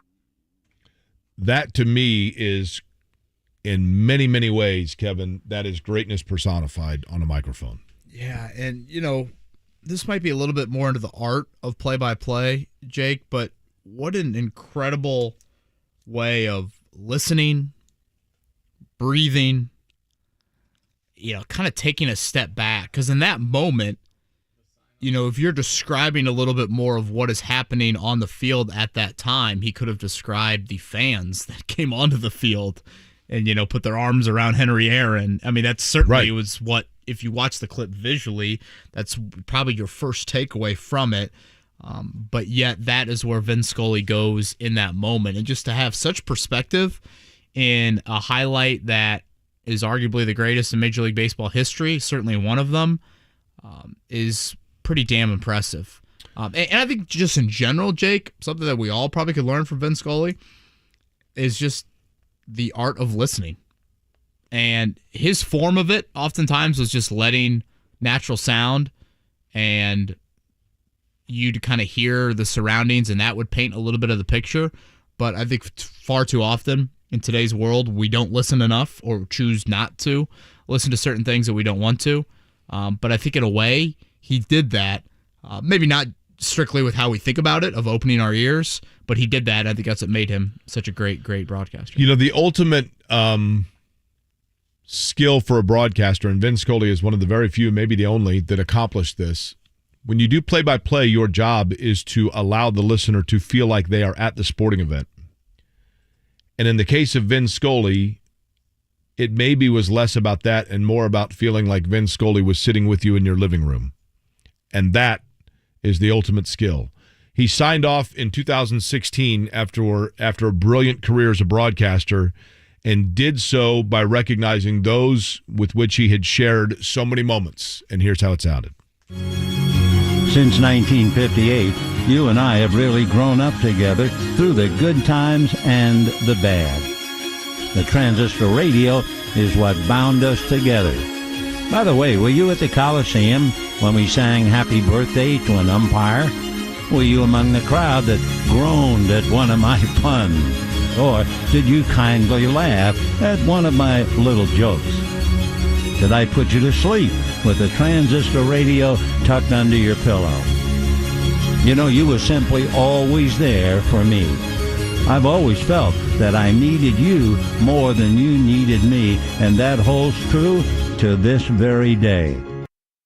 He set the highest of bars that will likely never be reached by anybody, but congratulations on a wonderful life and a contribution to all of us for Vin Scully in his 94 years. One last thing I wanted to mention, Jake.